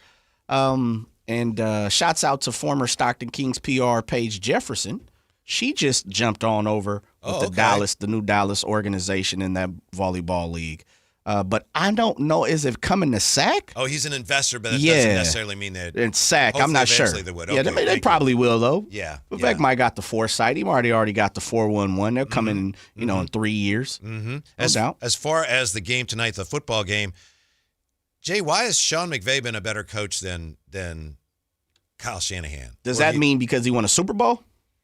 Yeah, he has won a Super Bowl, but also haven't they just been more consistently competitive without the drama? Or you think just if Kyle had won one of his two, they'd be more even? Yeah, I think they're pretty much even. The only thing for me is Sean's got a Super Bowl. And I think the other thing Sean has, my opinion, is that he has a general manager.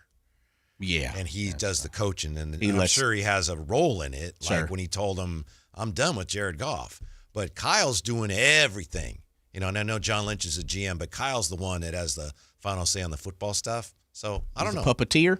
Pulling Maybe strings? it's just too much. You know, it's hard to do all of it. And he's done a really good job. I realize I'm splitting hairs, but, I mean, Sean McVay is a great freaking coach. Yeah. I mean, I truly think McVay has been kind of the boy wonder for a long time. And now he's looked upon as he's entrenched in the game as one of the better coaches. You know, for a long time, it's like, oh, yeah, his mind is sharp and he's great offensively, his schemes, and he's the boy wonder. Where now it's like, no, he's just a great coach. He's a great coach. He is in line to become one of the few to win 100 games as head coach before turning 40. Man. Yeah. That's big boy stuff right there. Mm-hmm. Yeah, he's been blessed with some talent, no doubt about it, but a lot of what he has been successful in is orchestrating the offense, pulling the right strings, and being lucky. You know, I mean, that's just the truth. Yeah. Jaworski Tart done dropped the ball. We're not even talking about it. You know, so I think him, for me, and maybe I have my 49er color glasses on, I think Shanahan and McVay are pretty evenly matched. They're from the same tree. Yeah. But and they used to work together and all yeah, that. McVay's got a bowl, so you got to give him the one up. Mm-hmm. Been to 2-1-1, and Kyle's still working at it. I mean, the way the Rams, they won a Super Bowl, and they kind of bottomed out, and then they got right back to the front of the line. That's impressive. It is. Yeah. It is, definitely. Mr. On the Spot in the Seahawks-Rams game tonight. Huge ramifications for the 49ers. I mean, it's cliche, but it's got to be Sam Darnold, right? He's Mr. On the Spot. The last time they played, the Rams beat them 21-19. Mm-hmm. Seattle outgained the Rams offensively by a huge margin. But guess who threw 4 interceptions, Jay? Sam Darnold? He still got that reputation. Yeah. I don't know if you can completely trust him in the biggest of games. Yeah, I'm with you. I'm trying. Can it be on either side, or does it have to just be Seattle? Mr. On the Spot. Yeah, it could be whoever you think, obviously. Yeah, I'm just trying to. You dare to disagree with what I said? No, I was just trying to, see if there was anybody else I could point to and take the pressure off Sam Darnold. But no, I think it's Sam. It comes down to Sam, and it probably comes down to both defenses too. Matt Stafford right now is the MVP of the league. Yeah, I he's got no truly think Devontae Adams tonight, and I don't know if this is a factor, but yesterday Kayla was here, and about this time yesterday, she was on her phone. She was saying, "Oh man, the Rams plane hasn't left yet. They got in very late last night." It ain't nothing but sleep in a little bit. Yeah, come on, man. It ain't nothing but a little quick jump up to Seattle. Mm-hmm. Ain't did nothing wrong. Get on an Alaska airline and move up. Yeah, I just want the Seahawks to win, so I'm just looking for any little thing I can hang my hope on. I got you. You were the one that brought Tony Pollard is on a heater to this show, so I definitely understand where you're coming from. It's Sam Darnold.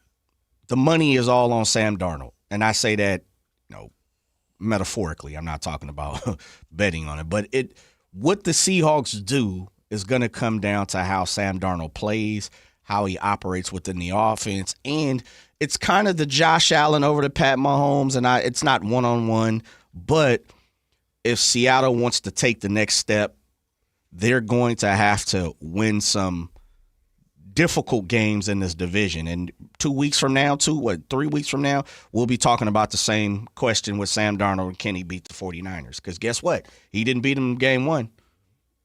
Right. And we had no idea at the time how huge that game was going to be on. Huge, man. Yeah. The the 49ers are in the position that they are in because they've played decent ball, but for sure because they won the games in the division. Yeah. Beating Seattle, beating the Rams, taking care of business against the Cardinals, those have now played out to be monumental this season. And now they've put themselves in a position to where we're even having conversations, albeit I don't believe it, but with a little luck, as you talked about, a little luck, and Seattle gets a W tonight. That puts the Rams in a different position, which you split with them. And if you get in there and sweep Seattle, now you're cooking with grease. 49ers, I believe, have the tiebreakers with the Rams. Yes, they do. Yeah. So if the Seahawks help you out a little bit, you don't need any more help when it comes to winning the division the rest of the way. But, of course, you have to beat the Bears and who am I missing? Seattle and the Colts this week. Yeah, if you're the 49ers. Love it. We got a shot here, baby. I Gotta think beat so. The Colts. Got to beat the Colts. How is a team that can't stop the run and can't rush the passer sitting there going, and we could win the division? I don't know. Jay. I'm with you. I don't have those answers because this is the 25th ranked defense. And I've seen people, Matt Barrows, Matt Mayoko, the Rod Brooks of the world, the Nick Wagoners, and so on and so forth, put up and say these numbers don't match the record and the position that the 49ers are in, where they find themselves right now in the season. If you look at these numbers, it kind of, equals out to, oh, yeah, this team is 500. Where, no, this team is got a shot to win a division. Yeah, 10-4. 10-4. And we always assume that, well, it must be coaching. And that's a lot of it, obviously. But again, it gets back to something we've talked about a lot today, Jay. They've been fortunate as well. Yeah, now, you can say, how in the world, Gleason, could you say that a team that suffered all these injuries has been lucky? Well, they haven't been lucky in all ways, but we mentioned yesterday, opposing teams have missed 9 field goals against the 49ers this year. That's the highest number in the league. We'll take all of that. Yeah. But thank you. Thank you. So that's helped to even it out. Yeah. 9 field goals have created a 10-4 record for the 49ers. It hasn't hurt. And Mac Jones, the way Mac Jones has played. Yeah, Mac, for sure. Adrian Martinez is back on the team. I see. He must be raw. He must be pretty good there, brother. Yeah, I guess. If Shanahan wants to keep him around, albeit now there's been some quarterbacks I haven't agreed with Shanahan on keeping around for a while, but he must have something. There's something there, who knows? But yeah. The 49ers have been lucky. They've been fortunate, but they've also been good. Not great. They're good. It's the same situation I talk about with the Bears. They've gotten lucky. They've been fortunate, but they've also been good. Same thing with the Colts. And we can jump around the league. We've talked about this over the last couple of weeks, especially with Kayla, is, the parity throughout the NFL is unlike any other right now, especially this season. So maybe they've just caught the luckiness of this season. I don't know. They've had enough luck to at least offset some of the terrible luck injury. Yeah. Although and you say this every year before the season starts, you said it this year. You said, look, Bosa's going to be out a while. Yep. Kittle's going to be out a while. Yep. When you know it's going to happen, it happens every year. They were unlucky again. If you're unlucky time and time again, maybe it's not that you're unlucky. Maybe there's something you need to fix, right? Stop the football gods. I don't know what it is. And I thought it was interesting yesterday when Stevie Johnson said some of these teams practice too hard. And when he said that, I know a lot of people are like, oh, come on. That's what you're paid to do. But I was reminded of Matt Barrows. Matt Barrows. Pardon me. Matt Barrows has been trying to figure out why are the 49ers injured so much. And one of the things that he keeps mentioning is it's very possible that it's because the 49ers on Thursday practice, according to former players, about as hard as anybody practices on Thursdays. Maybe that has something to do with it. And then didn't we have the stretching gait early on in the season? Like, yeah, I can't remember who brought that to the attention. Was it David Lombardi, Grant Cohn? It was one of them cats who like to kind of take jabs at the Niners. Like, I just kind of did a drive-by on that and looked at it and just kept on going. So, I was like, oh, right. As Kayla likes to say, the 49ers haven't been doing hot yoga, and the calisthenics are at an all-time low in the 49ers camp, so maybe that plays a part in it too. Maybe it does. Maybe it does. They practice too hard and don't stretch enough. You got to stretch. Stretch hey, if Stretch Bergmeyer knows anything, it's that you gotta do your stretching. The Kings could use some luck tonight, Jay, against the Portland Trailblazers. And just looking at the micro here, forgetting the macro and the big picture and the lottery, it'd be nice to win a game, wouldn't it? It'd be nice for the Kings. No, that's not what we're doing. For them, for the players. Okay, it would be nice for them for the morale to get a W. Is that for the morale, or what are we doing? Yeah, okay. Just for the human spirit. Man, this For sounds your like buddy, Coach Christie. I know he sits there and processes. I understand where we are in the lottery, but damn it, we're keeping score. Can we just win a freaking game? Am I right? Yeah, okay. You put it that way. I was going to say, wait a minute. Aren't you the guy that's checking off the boxes I am. For us to be losing? Yeah. I mean, I have my checklist, and it's things that I'm looking for, and none of them is about winning the game. Yes. It's like, is it a close game? Yeah. Was it entertaining? Was it fun to watch? But a lot of people are pointing out now you're done with, the Denver, Minnesota, Oklahoma City portion of your schedule. You got back-to-back games against the Blazers, right? You got them there, and then you got them here. So, of course, it would be nice to play them at full strength and no Domas tonight and no Zach LaVine. But maybe this team is going to look a little bit better against a lesser team. Maybe. Okay. So you and I know you said if you keep in score, you want to win no matter what. Even if you're looking for the future, looking towards the future, you want to win. But if I'm hearing you right, you're telling me you would like a W tonight. I don't know. I'm just so torn.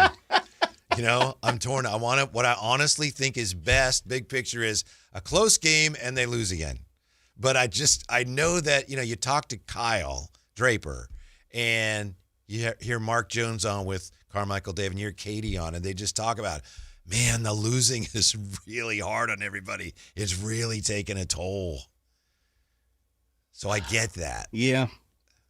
I don't know, Whitey. I think maybe I've been around Stretchy B for too long. I'm kind of on your side of the fence of, show up, show out, bring some entertainment to the ball game. And welcome to the party. But you know what? I'm looking for some things that I can hang my hat on for the future. Yeah. I'm looking forward now. And I know we have to, you have to live in the moment, no doubt about it. And believe me, I want my boy to win every single game, and Coach Christie. But I understand that's just not how life operates. It would be nice if they could win and, still check some of your boxes. The boxes again. I don't know how you do that. How you accomplish that? Yeah. Well, yeah, it's tough. You can't check all the boxes because there is one box that you definitely can't check. The four boxes are, did any of the young players play well? And sometimes you could get more than one check on that. If you have Neek and Devin and Maxime, you have multiple players play well, multiple checks. 2, did any of the veterans that you might want to move put up numbers that might draw the interest of other teams? So we'll see about that. Somebody, even if it's Malik, who a lot of people don't want to trade, he has a big gamer tomorrow. All right, you could check that box. Sometimes you can have more than one check there. 3rd, was it a competitive game that kept your interest? And then 4th and finally is, did the Kings maintain or improve their position in the lottery? And that's the one, Jay, where if you win, you ain't getting any checks there. Although I guess if everyone loses, or everybody loses. What if you win and then, all the teams that you're kind of chasing wins too? And you maintain it. Yeah. All right. Washington wins. Charlotte wins. And there's a lot of games Pelicans tonight, win. by the way. I think there's slate at probably least 12 games tonight.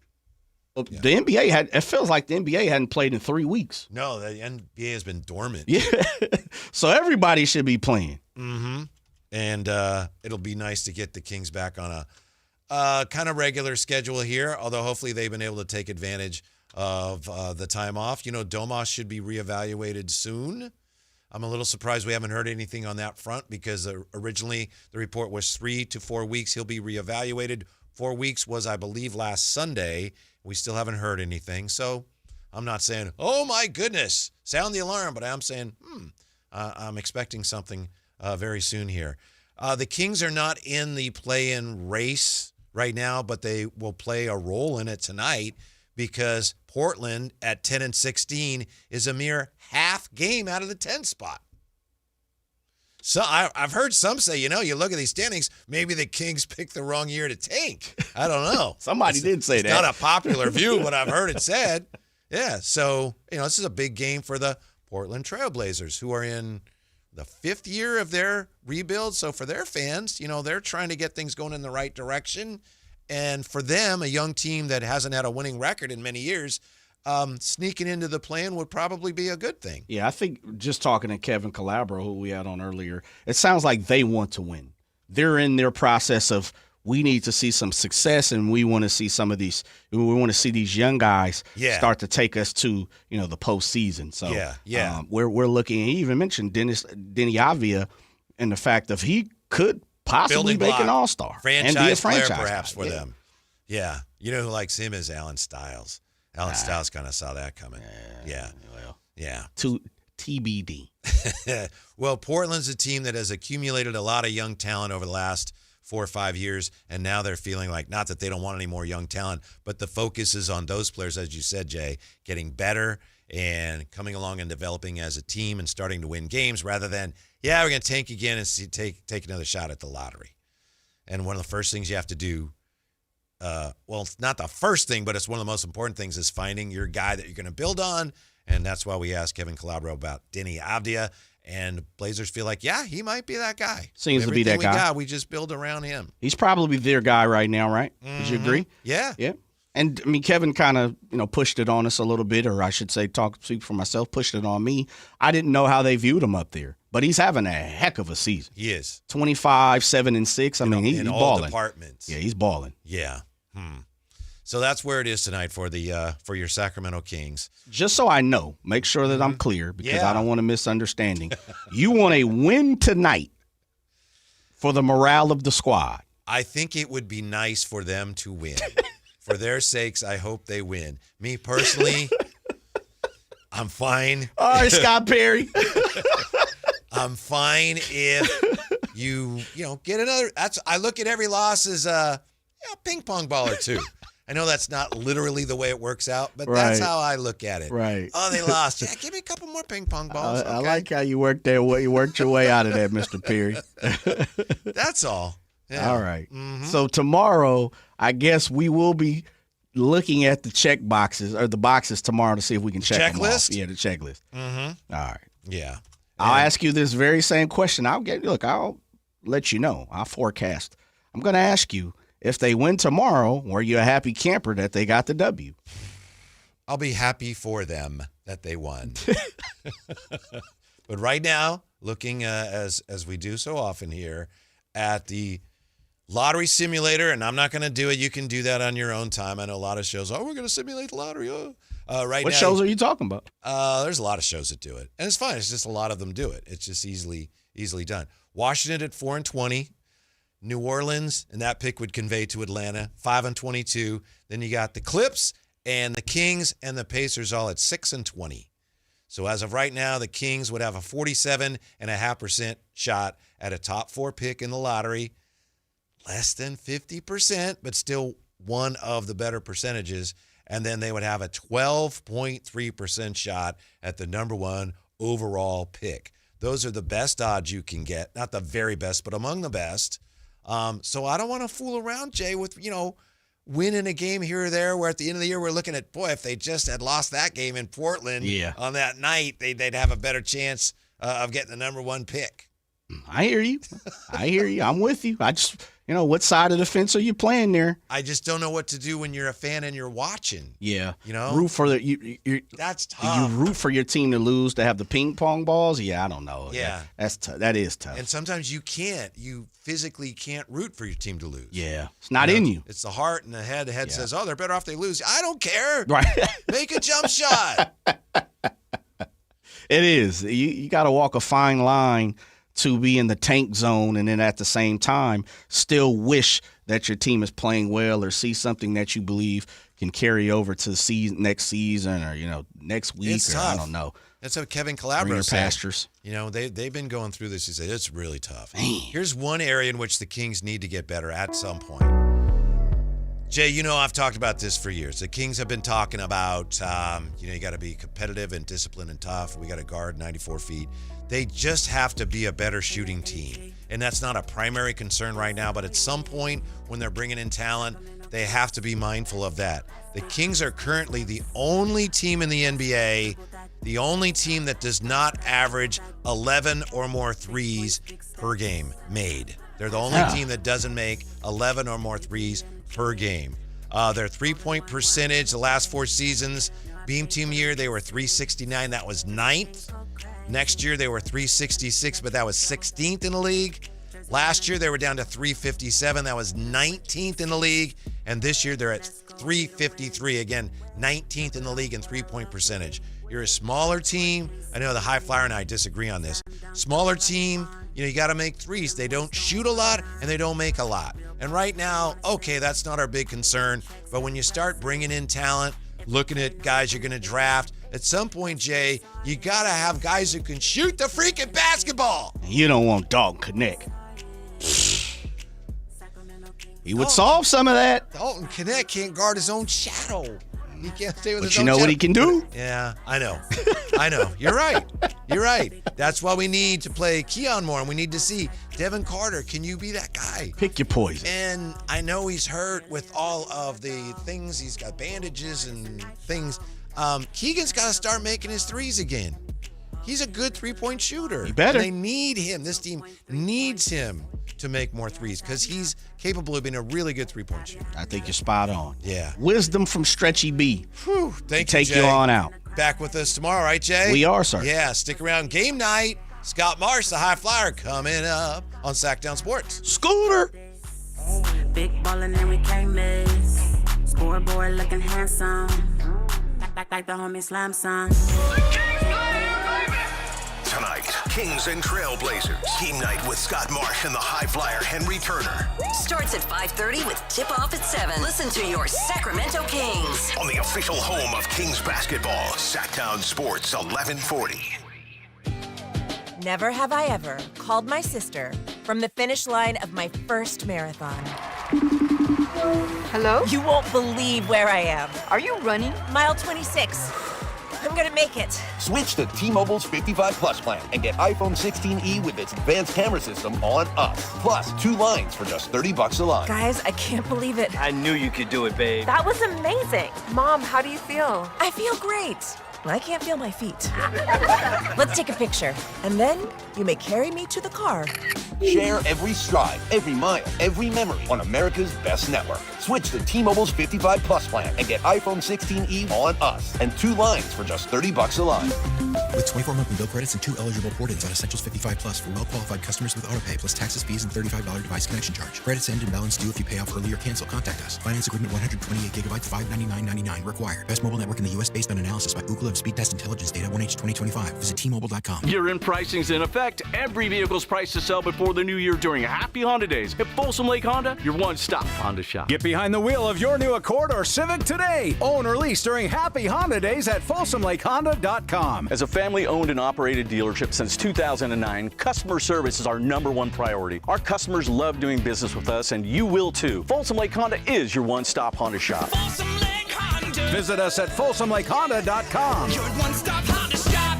Make the switch to energy that works for you. Over the next few years, your utility bill is going to keep skyrocketing with nobody doing a thing about it. It's up to you to say no more. Continuum delivers solar solutions tailored for your home. They handle everything from design to installation, so you can enjoy lower bills and cleaner energy. Ditch your utility company and take control of your power. Check them out at TakeBackYourPower.com and have your home's energy powered by Continuum. Call Maverick Electrical to claim your free furnace tune-up or electrical safety check with a donation. This month, donate 5 canned foods to Maverick Electric's Holiday Food Drive and get a free furnace tune-up or electrical safety check. They'll collect your cans at the appointment and make sure your heat stays comfy and your lights stay steady, so the only thing whistling is the kettle, not your ductwork. Visit callamaverick.com to schedule your free tune-up today.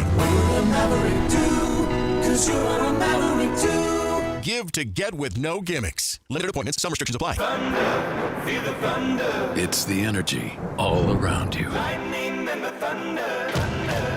The thrill of the moments to come. The flash of lights, the rush of pure exhilaration, the roar of the crowd. See it, hear it, feel it. Feel the thunder, lightning and the thunder. Thunder Valley Casino Resort. Feel the thunder. Sacramento, the wait is over. The all-new Hard Rock Sports Bar is here at Hard Rock Hotel and Casino Sacramento at Fire Mountain. Enjoy the ultimate 24/7 sports watching destination with 20 big screens with all the action for the premier game day experience. There's no other place you'd want to be to watch all the games with you and your friends. Now open at Hard Rock Hotel and Casino Sacramento at Fire Mountain. For more details, visit casino.hardrock.com/Sacramento. The other guys must think you failed math. Get this huge discount. Then the fine print hits you with $5,200 in mandatory ads. It's adorable in a scammy kind of way. At Hoblet, we skip the tricks. The price you see